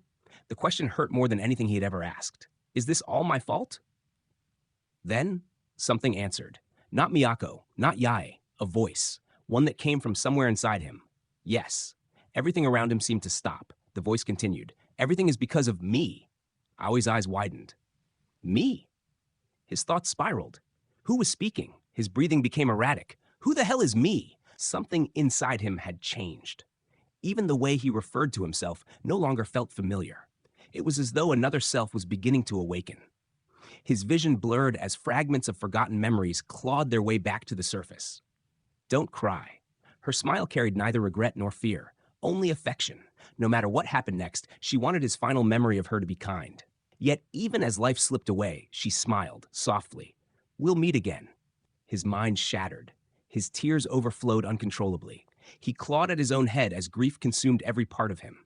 He screamed until his voice gave out. The warehouse trembled. The darkness around him rippled. The walls burst apart as an enormous shadow emerged from the void, letting out a monstrous cry.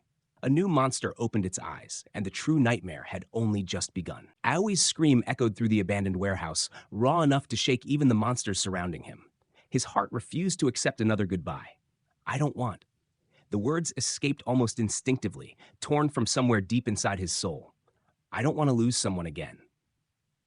The pain in his chest grew unbearable as forgotten memories clawed their way toward the surface. I don't want to be left alone again. It wasn't just fear. It was grief. The grief of someone who had already experienced a loss so devastating that his own mind had buried it. Two voices suddenly shattered the silence. Aokun! Boy! Miyako and Yae called out to him at the exact same moment. For a heartbeat, the battlefield froze as both women reached toward the same person. Yae stared silently across the ruined warehouse. Then another voice answered. Aokun? It didn't belong to Yae. The grotesque creature born from Aoi's despair slowly turned its ruined face toward him. Its distorted mouth trembled. It was calling his name. Before Aoi could understand what was happening, Miyako stepped protectively between him and the creature. It's fine now. Her calm voice somehow cut through the chaos. Aoi stared blankly at his trembling hands. What just happened? Fragments of impossible memories flashed through his mind. It's as if someone else's memories got into my head. The monster twitched. Hey, as though it wanted desperately to finish saying his name. The creature crawled forward, its broken body dragging itself across the blood-soaked floor. Oh, oh. Black tears streamed down its hollow face. It hurts. I don't want that. I don't want that. Its trembling voice sounded heartbreakingly human. I wanted to be with you, Ao. Every word dripped with unbearable sorrow rather than hatred. Its monstrous face twisted into something resembling a smile. Because I love you. So much. The confession echoed throughout the warehouse, not as the words of a predator, but as the final wish of someone whose love had survived even after becoming a monster. I would have liked to stay by your side. Aoi's pupils widened. Another memory surfaced. Mia. His voice cracked before the forgotten name finally escaped his lips. Ko? For the first time. The memories no longer belonged to someone else. They belonged to him. Then, something else appeared. Behind the grieving creature stood another abomination. Larger, silent, watching. It never spoke. It simply existed like a nightmare that had been waiting patiently for this exact moment. After several agonizing seconds, Miyako turned toward Yae. Okuri-okami, listen. Take the boy and get out of here. Miyako blinked in disbelief. Huh? Yae never looked away from the new monster. Keep the boy as far away from that thing as possible. Silence answered her. Just for now, Aoi reached toward them. Yae-san! Yae finally smiled at him. It wasn't the confident smile he knew. It was the smile of someone forcing herself to stay strong. Let me be clear. I'll never abandon him. But that's the only way to protect him right now. Aoi's voice shook. Yae-san! That's why. Yae's eyes softened. Don't worry. I'll definitely find you once again. Before leaving, she looked back one last time. Tears quietly rolled down her face. Please, don't hate me for this. Then she disappeared into the darkness, leaving Aoi alone with Miyako and the monsters. The warehouse fell strangely quiet. Aoi stood frozen. Beside him, Miyako gently rested a hand on his shoulder. Everything is fine now. Her voice sounded almost identical to the one buried inside his memories. No one will find us here. She lowered her eyes. The confidence in her expression faded, replaced by quiet guilt. Forgive me.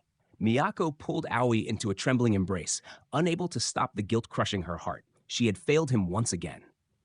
I made you go through something terrible again, even though I promised that I'd protect you. Her grip tightened as tears welled in her eyes. I won't leave you alone ever again. That's why. But Aoi couldn't accept those words. Please, I'm begging you. His voice cracked as he looked at her in disbelief. The hell are you saying? Miyako blinked in confusion. Aokun? Aoi lowered his head, blaming only himself. All of this is my fault. All you did was say that you liked me and risked your life for me. His emotions finally burst free. I get it. I'm an egocentric guy that can only blame others. Why would anyone like me? His fists trembled. Please just tell me, once and for all. His desperate plea echoed through the silence. There has to be a reason. As to why you are protecting a lowlife like me. His voice shook with self-hatred. Otherwise, there would be no reason for someone like me to be alive. For a moment, Miyako said nothing. Then she stepped closer and gently wrapped him in her arms. Don't say such cruel things.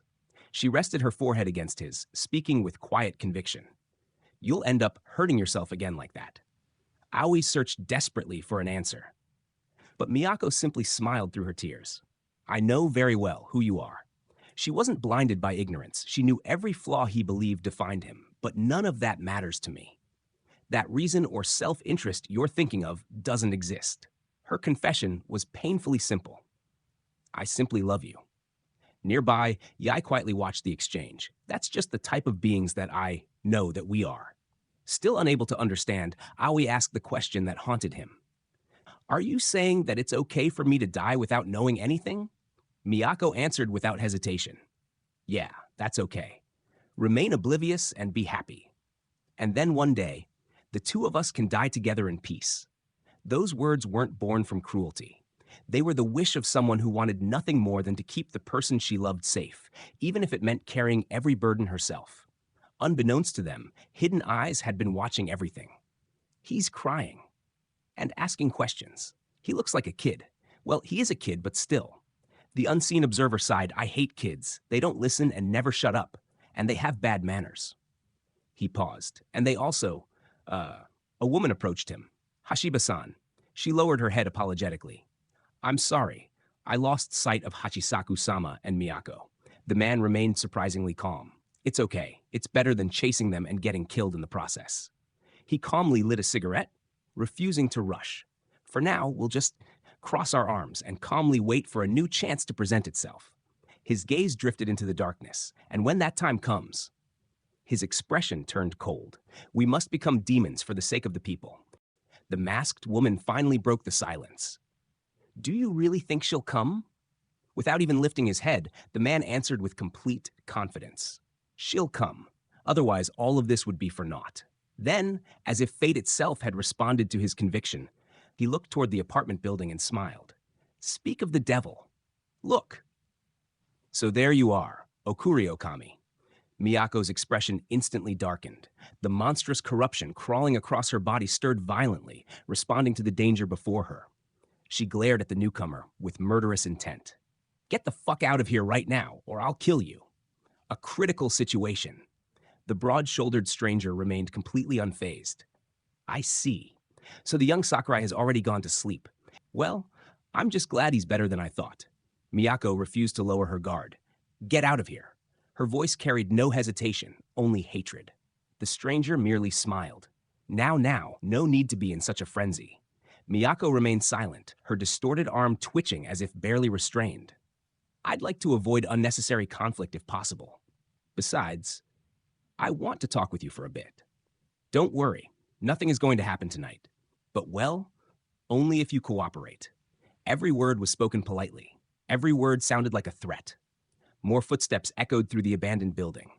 What about you two investigators? Want to join us too? Another pair finally appeared. Sorry about the delay. We're not used to the surroundings just yet. The stranger chuckled. Don't worry, I actually admire your work ethic. Much obliged. The man finally introduced himself. Call me Shijin. He smiled almost cheerfully. That's how you all call me, right? One of the investigators stepped forward. Then, Shijin. I know it's sudden, but I'd like to ask you something. If I'm allowed, of course. I'd like to ask you about a boy called Sakurai Ao. Shijin nodded without resistance. I don't mind. Then his eyes shifted toward Miyako. What about you, Okuri-okami? She answered without even looking at him. Do whatever you want. Yet her next words carried an unmistakable promise. Just keep in mind that I already memorized your faces. It wasn't a warning. It was a death sentence reserved for the future. The masked woman stepped between them before the tension could explode. Now, cool off a bit. We have no reason to kill him. Shijin laughed quietly. Haha, that guy's pretty popular, isn't he? The other investigator couldn't help but agree. Yeah, for real. Everyone seemed interested in one person. Everyone wanted Aoi. The only question was why. If so, aren't you curious? About who that boy, who's in the middle of everything? His smile slowly disappeared. Well, to put it simply, the atmosphere instantly shifted. Sakurai Ao has the poison that kills monsters. The revelation struck everyone in the room. The target of all monsters is that poison. At last, the terrifying truth behind Aoi's existence began to unfold. Shijin continued, his explanation sounding less like theory and more like ancient knowledge. Monsters are inherently different from humans, therefore, they don't die the same way humans do. Even when their flesh is gone, the soul remains in this world, to eventually be reborn once again. And so the cycle repeats itself for all eternity, an endless curse, a never-ending reincarnation, a prison without escape. Each rebirth only pushed them further into madness, corrupting both their body and mind to the point of going mad. To free themselves from this curse, they need Sakurai Ao's poison. Shijin spoke without emotion, as though reciting an eternal truth. The curse of immortality can only be undone by his poison. Every monster imprisoned within the endless cycle of rebirth longed for a single salvation. Then came the confession that silenced the room. Well, that poison was something I originally produced. No one moved. Even Miyako's monstrous body froze.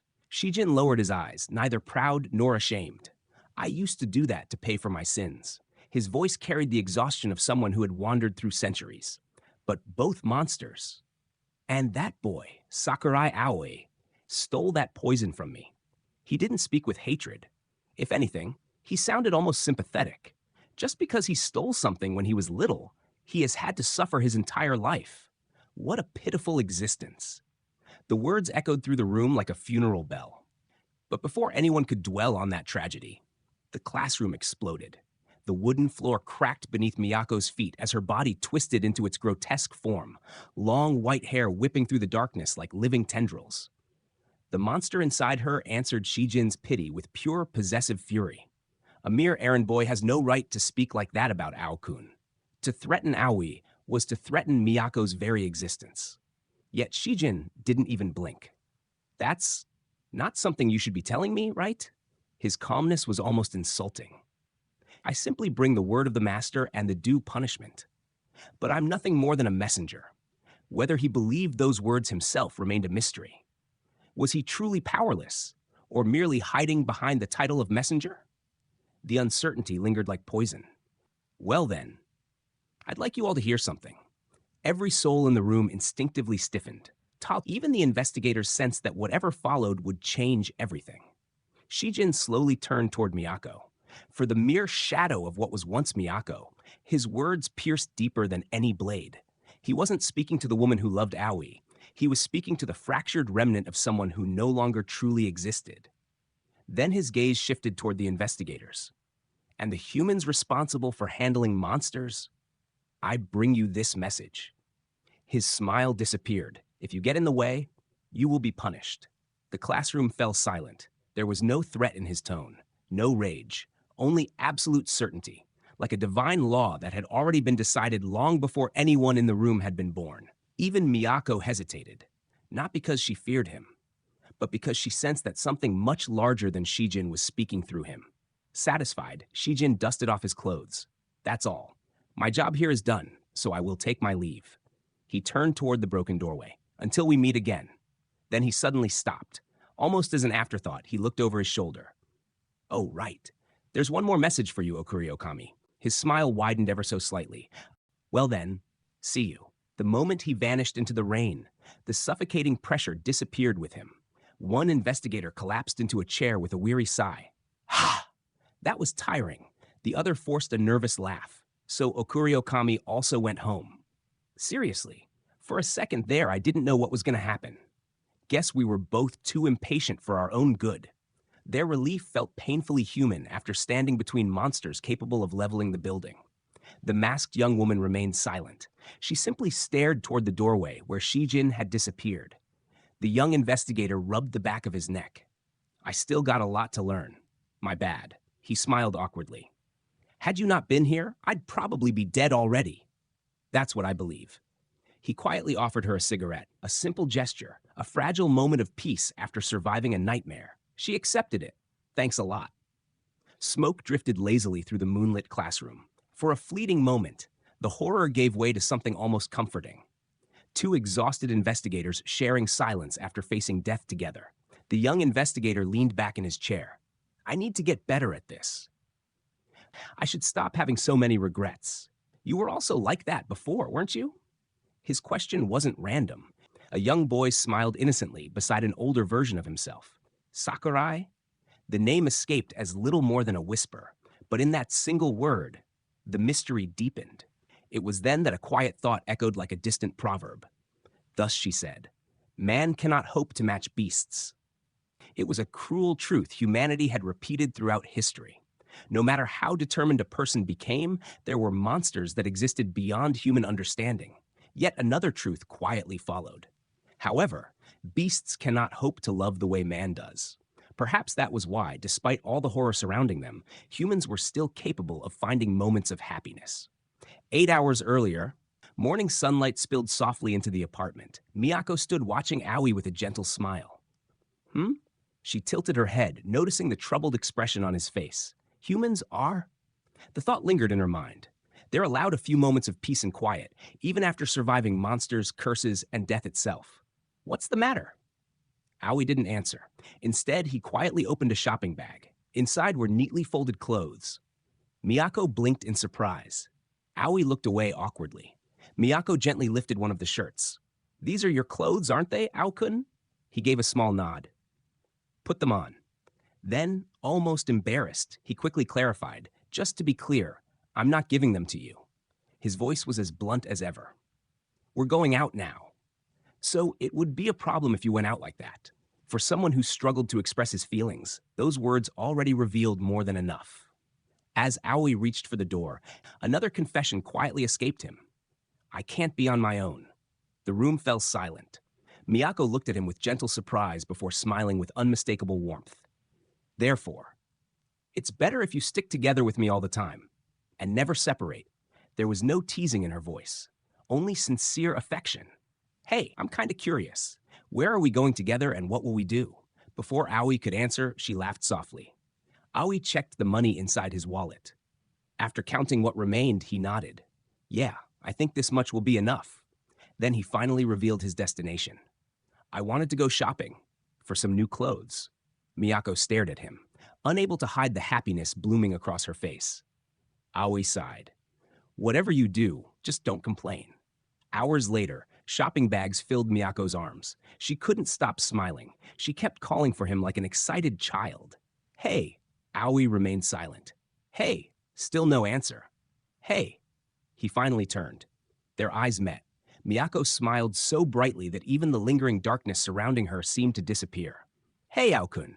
Standing before the mirror in her new clothes, she almost looked like an entirely different person. Gone were the torn, blood-stained garments that had become part of her existence. Instead, she looked beautiful, almost human again. She held the shopping bags tightly against her chest. Can I really have this? Her voice trembled. I can't believe you gave me all this. Aoi rubbed the back of his head. Well, before he could continue, Miyako interrupted him. Her smile grew even brighter. I'm so happy. Then her eyes drifted toward the receipt. But you spent all your savings on these? Aoi immediately shook his head. It's fine. He stopped himself almost instantly. No, wait, it's not fine. He let out a small, awkward laugh. But I don't want you going around with tattered clothes. Silence filled the space between them. Miyako simply stared. Then Aoi quietly called her name. Hey, Miyako. Are you mad? About yesterday? Aoi looked down. I'm reflecting on it. His voice was heavy with guilt. I'm sure that my carelessness harmed everyone. Miyako studied his face. Then she asked softly, That's why. Did you buy these clothes as a way to atone? Aoi hesitated. He looked toward the sky before answering honestly. I know it doesn't make up for it. It's how it turned out. There was no excuse. Only regret. Only someone desperately trying to become better. Miyako slowly stepped closer. Her bandaged hand gently rested against his shoulder. If that's how it turned out, her fingers tightened ever so slightly. Then, she wrapped both arms around him. Her body pressed against his as if she never wanted to let him go again. Her lips curved into a trembling smile. That means she held him even tighter. I can be greedier, right? Aoi froze. Miyako looked at him with trembling eyes that held nothing but sincerity. Don't be afraid. They were simply the wish of someone terrified of being rejected. She lowered her gaze, her fingers nervously intertwining. It's just a simple request. Even speaking seemed difficult, as though admitting the desire itself made her vulnerable. After a long silence, she finally whispered what had been buried inside her heart. I'd like to do something lovers do. For several seconds, Aoi's thoughts stopped entirely. His cheeks flushed bright red as his mouth hung open. A date? Miyako smiled. A genuine, radiant smile that erased every trace of hesitation. Yes. For Miyako, every ordinary moment felt extraordinary simply because Aoi was beside her. Where are we going? You don't have to worry about the money. Going with you anywhere is fun. She wasn't interested in expensive experiences. She only wanted memories. There's no need to rush. The afternoon slipped by peacefully. There was an unmistakable glow in her eyes. Every second matters. I mean, it's a date, isn't it? Noticing Aoi had become unusually quiet, she hesitated. Did I say something weird? He scratched his cheek, clearly struggling to explain what he was thinking. How do I say this? After an awkward pause, he smiled faintly. I mean, that's something a human would say. The words weren't meant to hurt her. If anything, they were the highest compliment he could give. Yet something inside Miyako quietly trembled. For a brief moment, her smile froze before she gently replied, I see. But somewhere deep behind that smile, a shadow quietly stirred. Eventually, the sun began to disappear beyond the skyline. Their date had reached its end. Aoi rubbed the back of his neck. Well then, I'll see you around. Okay, the answer was simple, but Miyako didn't move. Instead, she stood there watching him with an expression that seemed unwilling to let the moment end. Outside Aoi's home, the evening breeze gently carried strands of Miyako's long hair across her face. She smiled brighter than she had all day. It was pretty fun today. Thank you, Ao-kun. Aoi smiled awkwardly. Well, yes. Miyako gazed toward the darkening sky. It really went by really fast. There was a strange sadness hidden beneath those words, one that Aoi couldn't quite understand. Miyako? She slowly turned toward him. Ao-kun, can you come here for a second? Curious, he stepped closer. Mia. Before he could finish saying her name, she wrapped both arms around him. The sudden embrace froze him in place. His heartbeat thundered against his chest, while Miyako buried her face against him, holding him as though she never wanted to let go. After several quiet moments, Miyako finally whispered, I was really, really happy. Reluctantly, she loosened her embrace. Her eyes met his. They glistened with a mixture of hope and despair. I want to stay at your side as a human forever. The confession struck Aoi harder than the hug itself, not because of the words, but because they sounded impossible, as though she already knew fate would never grant such a wish. She smiled sadly. That's how greedy I am. There was nothing selfish about her desire. She simply wanted the ordinary future that every human takes for granted, a future she feared she could never have. Taking one final step backward, Miyako steadied herself. I should get going.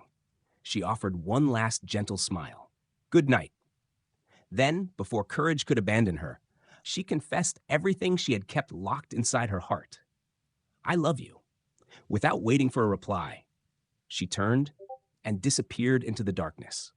Aoi remained standing in the doorway long after she had vanished. His fingers slowly touched the place where she had embraced him. His heart should have been racing with happiness. Instead, an uncomfortable guilt slowly crept into his chest. I did something wrong. Didn't I? He couldn't explain why her goodbye felt less like a farewell and more like the end of something. The peaceful romance dissolved into silence as Miyako walked alone beneath the night sky, quietly observed a truth older than humanity itself. Man cannot hope to match beasts.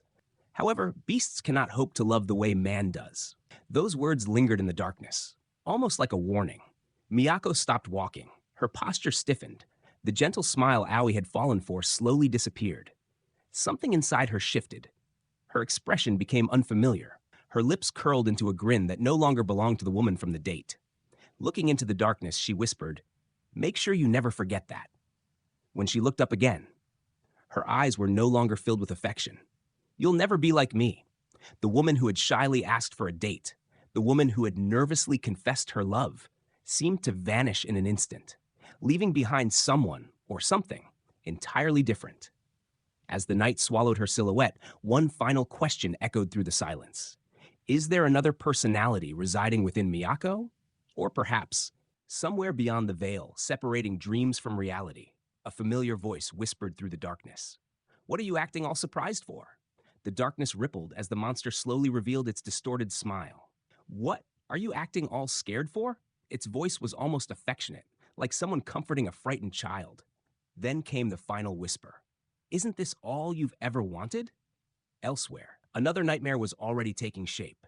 Inside an abandoned classroom, a colossal hooded monstrosity loomed over rows of empty desks, its skeletal face twisted into a grin that seemed capable of swallowing the room itself. No one can hide anything from me. The declaration echoed like an unavoidable sentence. Morning arrived with deceptive normalcy. Outside the house, Miyako watched Aoi adjust the straps of his backpack. She couldn't hide the worry in her eyes. Are you going to school? The question carried far more weight than it appeared. Aoi sighed. To be honest, I also hate the idea. Every step towards school felt like walking back into a place filled with ghosts. But I still need to go to class. Miyako bit her lip. Her fingers curled together. I really hate the idea of you being there by yourself. There was fear in her voice, not fear for herself. Fear that she wouldn't be there if something happened to him. Aoi smiled gently. Don't worry, everything will be fine. After a long silence, Miyako nodded. Well, if you say so. Then something else crossed her mind. Her cheeks turned pink. She looked down at the outfit she was wearing.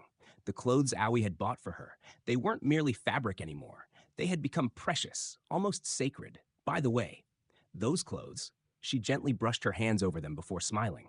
I'm going to use the clothes you bought for me for important things, like dates with you.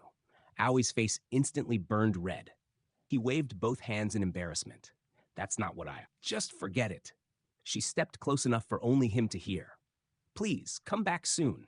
Her fingers unconsciously reached toward him before stopping. I'll be here, waiting for you. Aoi answered softly. Okay. Silence followed. Neither of them wanted to move. Neither of them wanted to be the first to let go. Finally, Aoi turned. I'll be back soon. His footsteps began carrying him away. Then he smiled to himself. Besides, I still need to thank you properly. So, before the sentence could finish, her voice stopped him once more. Ao-kun. He looked back. Their eyes met one final time. I'm going. Miyako simply watched him disappear down the street, without another word. The moment he vanished from sight, the smile on her face changed. A deep blush spread across her cheeks. Her breathing became uneven. Her body trembled. She covered her mouth, trying to suppress the feelings threatening to overflow. If you ask me out so innocently. A soft whimper escaped her lips. Her tongue slowly traced across her fingers. Her eyes grew hazy with longing. Aoi stood alone before the classroom door. His hand refused to move. Geez, can't I just do it already? He took a deep breath, then another. His pulse hammered against his ribs. Get a hold of yourself. He closed his eyes. What are you so scared of now? His own thoughts answered. Rejection. Suspicion. The possibility that anyone who became close to him would suffer. He clenched his fist. Just go to class. Nothing more, nothing less. You'll be back home soon enough. It's that simple, right? He repeated the words over and over. Just ignore anyone trying to get involved with you. Distance had always kept people safe, or so he believed. Then, a familiar voice interrupted his thoughts. Hey, ain't that Sakurai? Another student called out. What you doing standing there? His heart skipped. Ignore him. Don't answer. Don't stop. Don't let anyone become involved. He reached for the classroom door. Before he could slide it open, come on, get in. Everyone's been waiting for you. Aoi answered automatically. Okay, halfway through the doorway, his brain finally caught up. Wait, what? Another classmate laughed. Come on now, get in. Aoi looked around in confusion. What? A cheerful voice rang out. It's Sakurai-kun? Several students stood from their desks, smiling, not whispering. One after another, they greeted him. It's been so long. The warmth should have comforted him. Instead, Aoi couldn't shake the feeling that something was terribly wrong. Inside the faculty office, Ushimi waited for him. She sat casually at a desk, wearing the gentle expression of a trusted teacher. So everyone's attitude has changed, and you feel like something is wrong. Did I get that right? Yeah. Aoi couldn't deny it. Everyone looked familiar, yet nothing felt familiar. Ushimi folded her hands together. I think everyone is acting a little awkward. It's not like we can pretend nothing happened until now. Every sentence sounded perfectly reasonable. Every word chipped away at his doubt. Then she tilted her head. It may be a little scary, but is it worse than how they treated you before? The memories returned, the loneliness, the whispers, the cruel laughter. For years, this school had been a prison. Now, everyone was smiling at him. Was that really something to fear? Listen, Sakurai-kun. Her voice softened until it was almost comforting. No matter what, you must never give up. Something inside Aoi relaxed. The fear eased, his shoulders loosened, a satisfied smile appeared on Ushimi's lips. Yeah, that's better. Aoi blinked. But, teacher, the title escaped his mouth before he realized it. For an instant, Ushimi's smile deepened. Not warm, victorious. If you still have a hard time with that, why don't you come see me? She stepped closer, close enough that Aoi could feel her presence. I'll make sure to comfort you until you feel better. His heartbeat quickened. Comfort? Me? She leaned in even farther, her eyes never leaving his. Her voice dropped into a whisper. Now, look at me and imagine it. The room became impossibly quiet. The distance between them disappeared. Aoi could hear nothing except his own heartbeat. The moment stretched on. Done? His entire body jolted. An instinct screamed at him that something had just happened. Something he couldn't explain. He stumbled backward. I'm going back to class. He fled before she could answer. Behind him, silence. Then, I'll be waiting for you. The words followed him into the hallway like an invisible hand. His breathing grew uneven. Every step toward his classroom became heavier than the last. I feel like my feelings have been forcibly changed. his hand instinctively pressed against his chest. What happened to you guys while I was away? What the hell are you all planning? Am I going crazy? No answer came, only an overwhelming sense that his thoughts no longer belonged entirely to him. His stomach twisted. I'm starting to feel sick. Maybe it was better to go home. Yeah, it's better to just go back home. He turned toward the classroom door. Excuse me. Before he could leave, every student looked up simultaneously. What is it? The identical smiles froze his blood. Then another voice reached him, soft, playful. Senpai, are you enjoying yourself right now? The whisper brushed against his ears. No one else reacted. Only Aoi heard it. A hooded figure walked through a corridor swallowed by darkness. If everything around me was just how I wanted it to be, I'd be happy. Its footsteps echoed endlessly. If I lived in such a world, I'd be smiling involuntarily all the time. The figure stopped. A quiet laugh escaped beneath the hood. But there's no such thing as involuntary. It slowly turned toward him. What I mean is that those are your true feelings. Its smile widened. Therefore, why don't you smile from the bottom of your heart? Sakurai? Heads turned toward him with sudden concern. Aoi stared at them, unable to reconcile these people with the classmates he remembered. The hell's going on? A student noticed the color draining from his face. What's the matter? Do you feel sick? Their concern sounded genuine. That was precisely what frightened him. No. Aoi swallowed. I'm the only one who's sane here. The realization made his blood run cold. Sakurai? Again, his name drifted through the classroom. Aoi looked at those unnaturally welcoming faces and finally understood one thing. This is all due to an apparition. There was no other explanation. Something had changed them. I need to get out. His heart hammered. Hurry, hurry, hurry. He forced himself to think. Calm down. It's okay, I have Miyako. The thought of Miyako cut through his panic. If I can get outside where Miyako is, she can save me. That certainty almost embarrassed him. Whenever the world became unbearable, his thoughts inevitably returned to her. Miyako. He hurried toward the door, only for someone to block his escape. A hooded girl stood there. Were you going with such a frightened face? Aoi recoiled. The girl seemed amused. We're about to have a lot of fun here. She leaned closer with a teasing smile. Or maybe you don't know how to have fun. Come on now. There was something strangely suggestive about the invitation, as though she were deliberately playing with his discomfort. If you come with us, you'll have fun, okay? Aoi stared at her. Who's this girl? The girl smiled. Nice to meet ya. I'm Kanzaki Kotono, first year, class 3. Kanzaki Kotono. Something about her bothered him. I feel like I've seen her before. As if reading the confusion on his face, Kotono answered before he could ask. I've known you for quite some time, Sakurai-senpai. Her familiarity made his uneasiness worse. I'll answer any questions you have for me. For one dangerous moment, curiosity almost won. Who was she? How did she know him? No, that's not what matters right now. Kotono casually gestured back toward the classroom. Just relax. For now, let's head back and take a seat. Aoi hesitated. Don't worry, no one is going to hurt you, senpai. Her words sounded gentle. Her smile did not. I have to run to Miyako as soon as possible. Ah. Kotono leaned toward him. I'm not lying, you know? I just want you to have fun. Then her expression brightened. Ah, could it be that? Her eyes shifted toward the other students. You're still worried about the guy who threw stones at you the other day? Aoi froze. She knew. That's quite the problem. No, Who was it that threw the stones? Please tell me. Kotono spoke with an almost affectionate concern. You don't have to worry about payback, you know? I am. Aoi couldn't finish. Kotono apparently didn't need him to. Ah, I see. She turned toward one of the boys. You were the one who threw the stones, right? The student didn't deny it. Kotono smiled. Well, we can't let that keep happening now, can we? Then came the command. As an apology to senpai, jump from there, please. Aoi stared at her. What? The casualness of it was almost worse than the words themselves. What do you say? Come on, hurry up. The other students joined in. Jump. Hurry up and jump.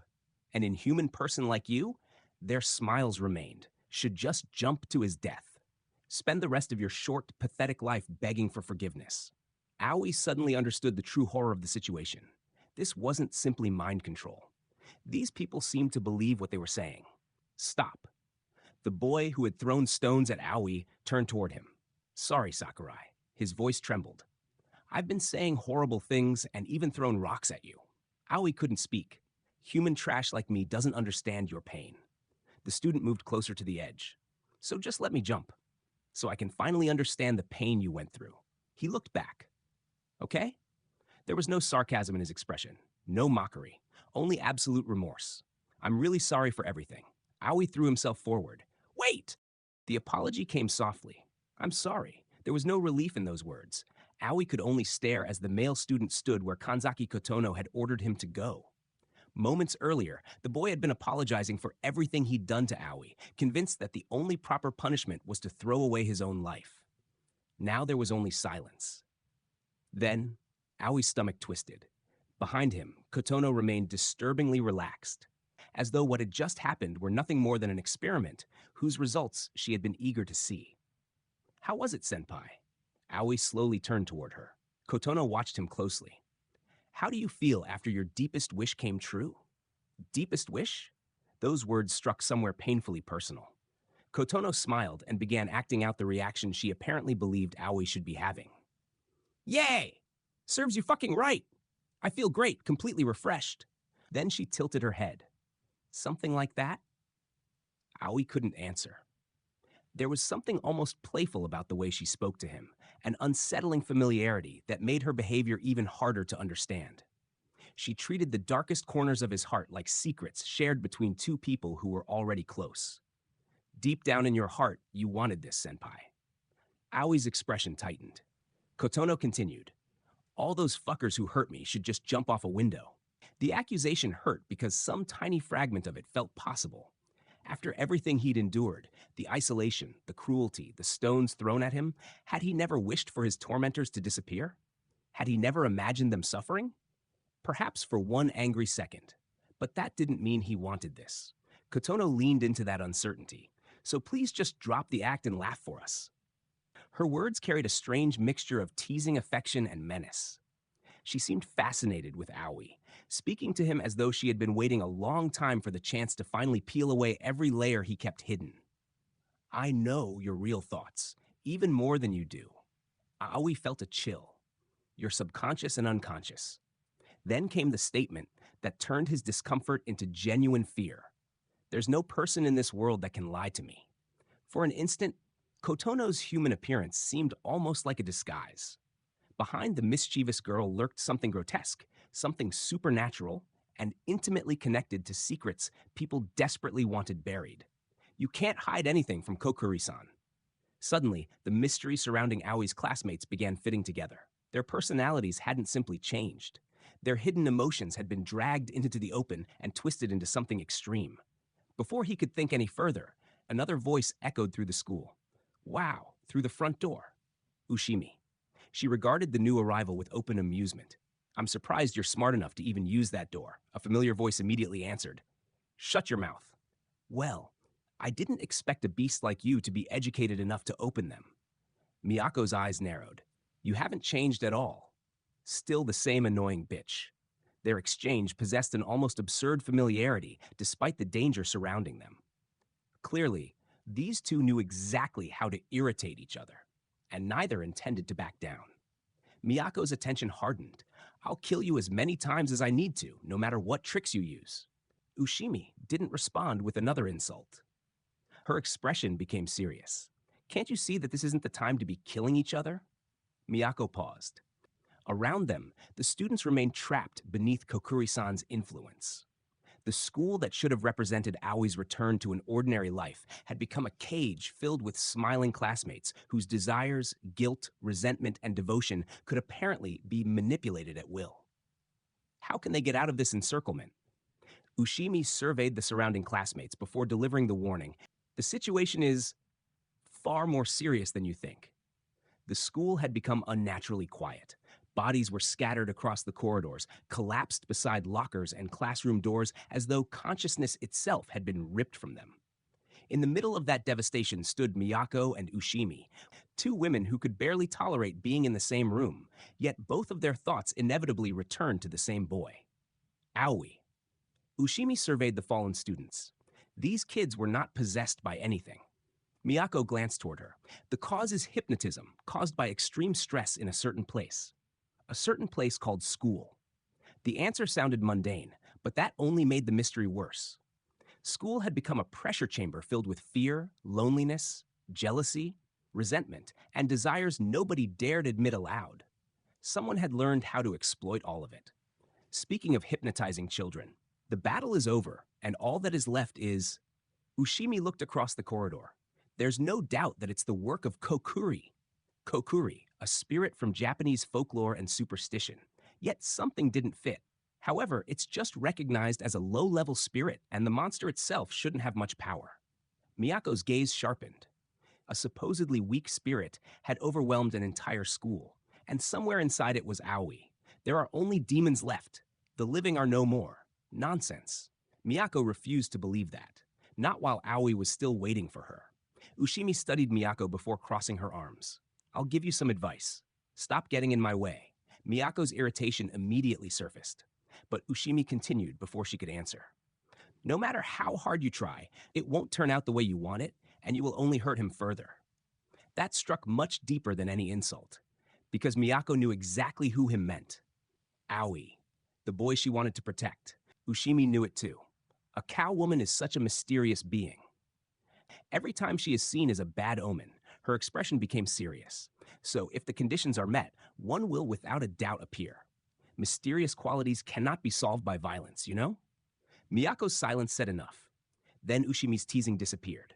Even you, she stared directly at Miyako. Know about the evil that is to befall on this city, right? A pause. Then came a deliberately cruel nickname. Miss Shadow of Former Self? Miyako didn't respond. But Ushimi had gotten her answer. I think it's time to get down to the main business. You yourself came all this way because of that. I've been waiting to tell you. Her next words changed everything. Something really evil is coming for him. Ushimi continued. I'm an ominous spirit. I can't help him without finishing my role. Then her eyes settled on Miyako.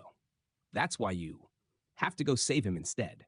But as she prepared to leave, Ushimi added something with unmistakable possessiveness. But don't get me wrong, he's mine. Miyako stopped. For one dangerous second, saving Aoi almost had competition. Ushimi smiled. Even a shallow girl like you can run an errand like that, right? Then she delivered the final provocation. I'm just lending him to you. The implication hung shamelessly between them. Aoi wasn't even present, yet somehow two supernatural women had managed to turn rescuing him into a territorial dispute. Miyako glared back. Whatever answer she wanted to give could wait. Because beneath the jealousy, irritation, and something much more intimate, neither woman seemed interested in admitting. Aoi was in danger. Hurry up, Okuriokami. The apparition's monstrous form surrounded him, grotesque limbs crowding his body, while Kotono behaved as though they were sharing an amusing private joke. Really, Sakurai-senpai, there's no reason to have such a gloomy face.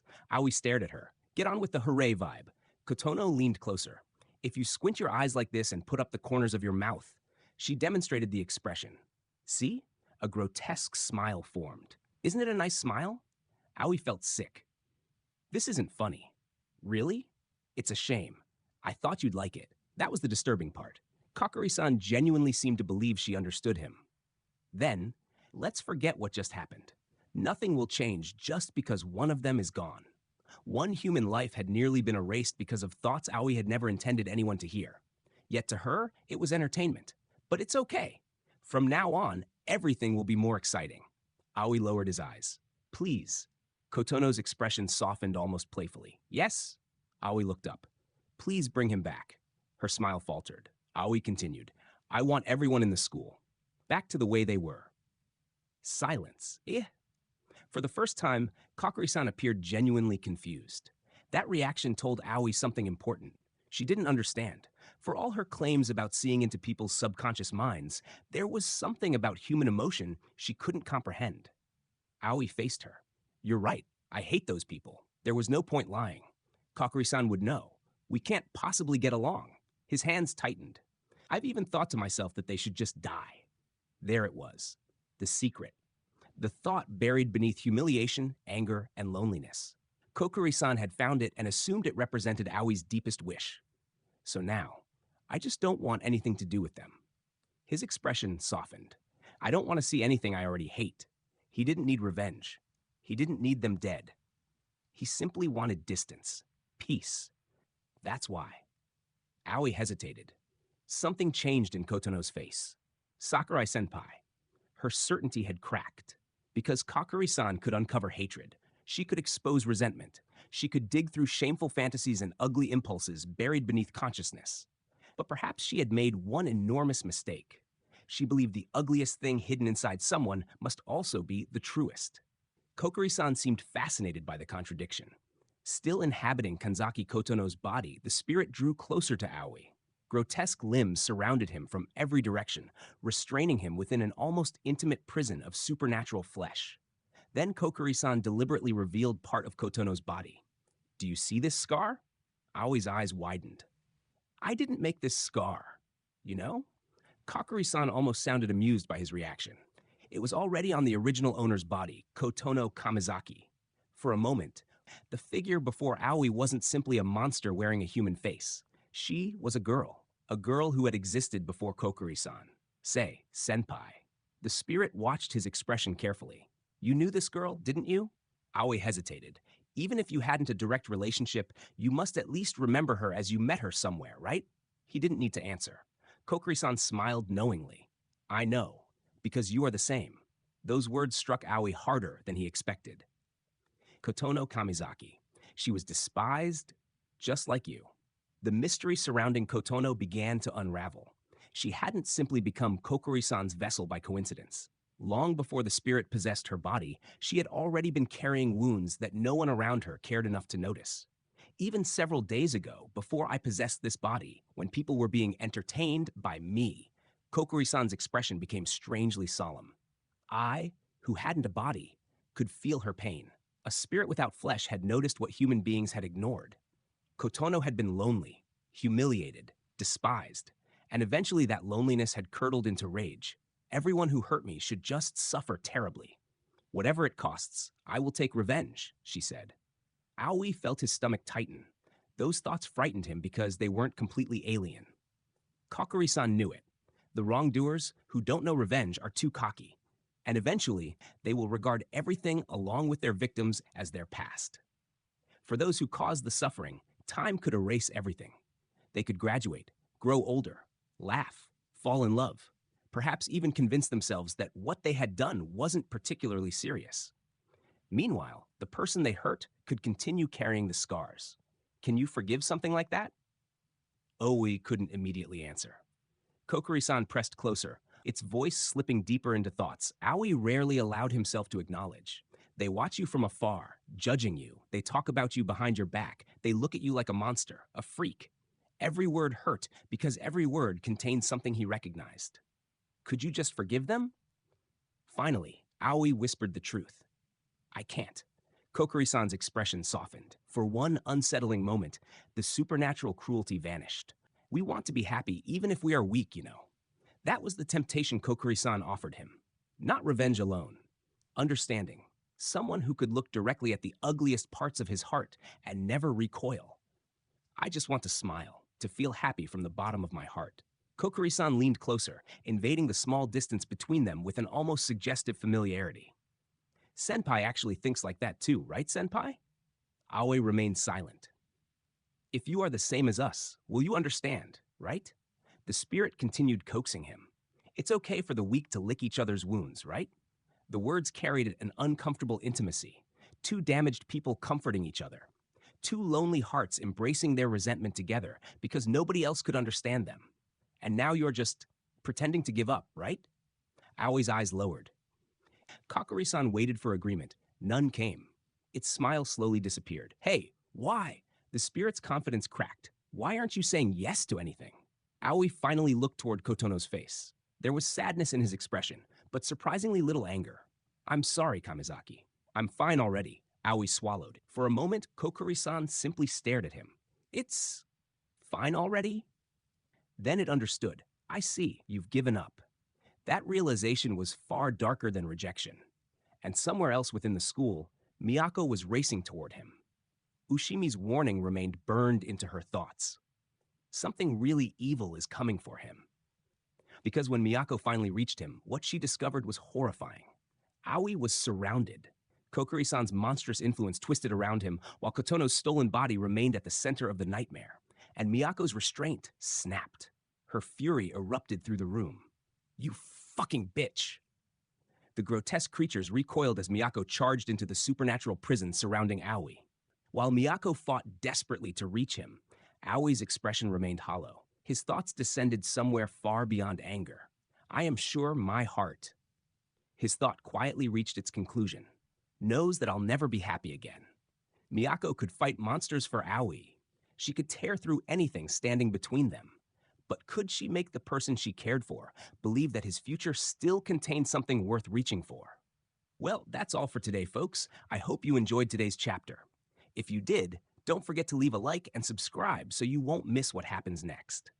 Until next time, take care and thanks for watching with me.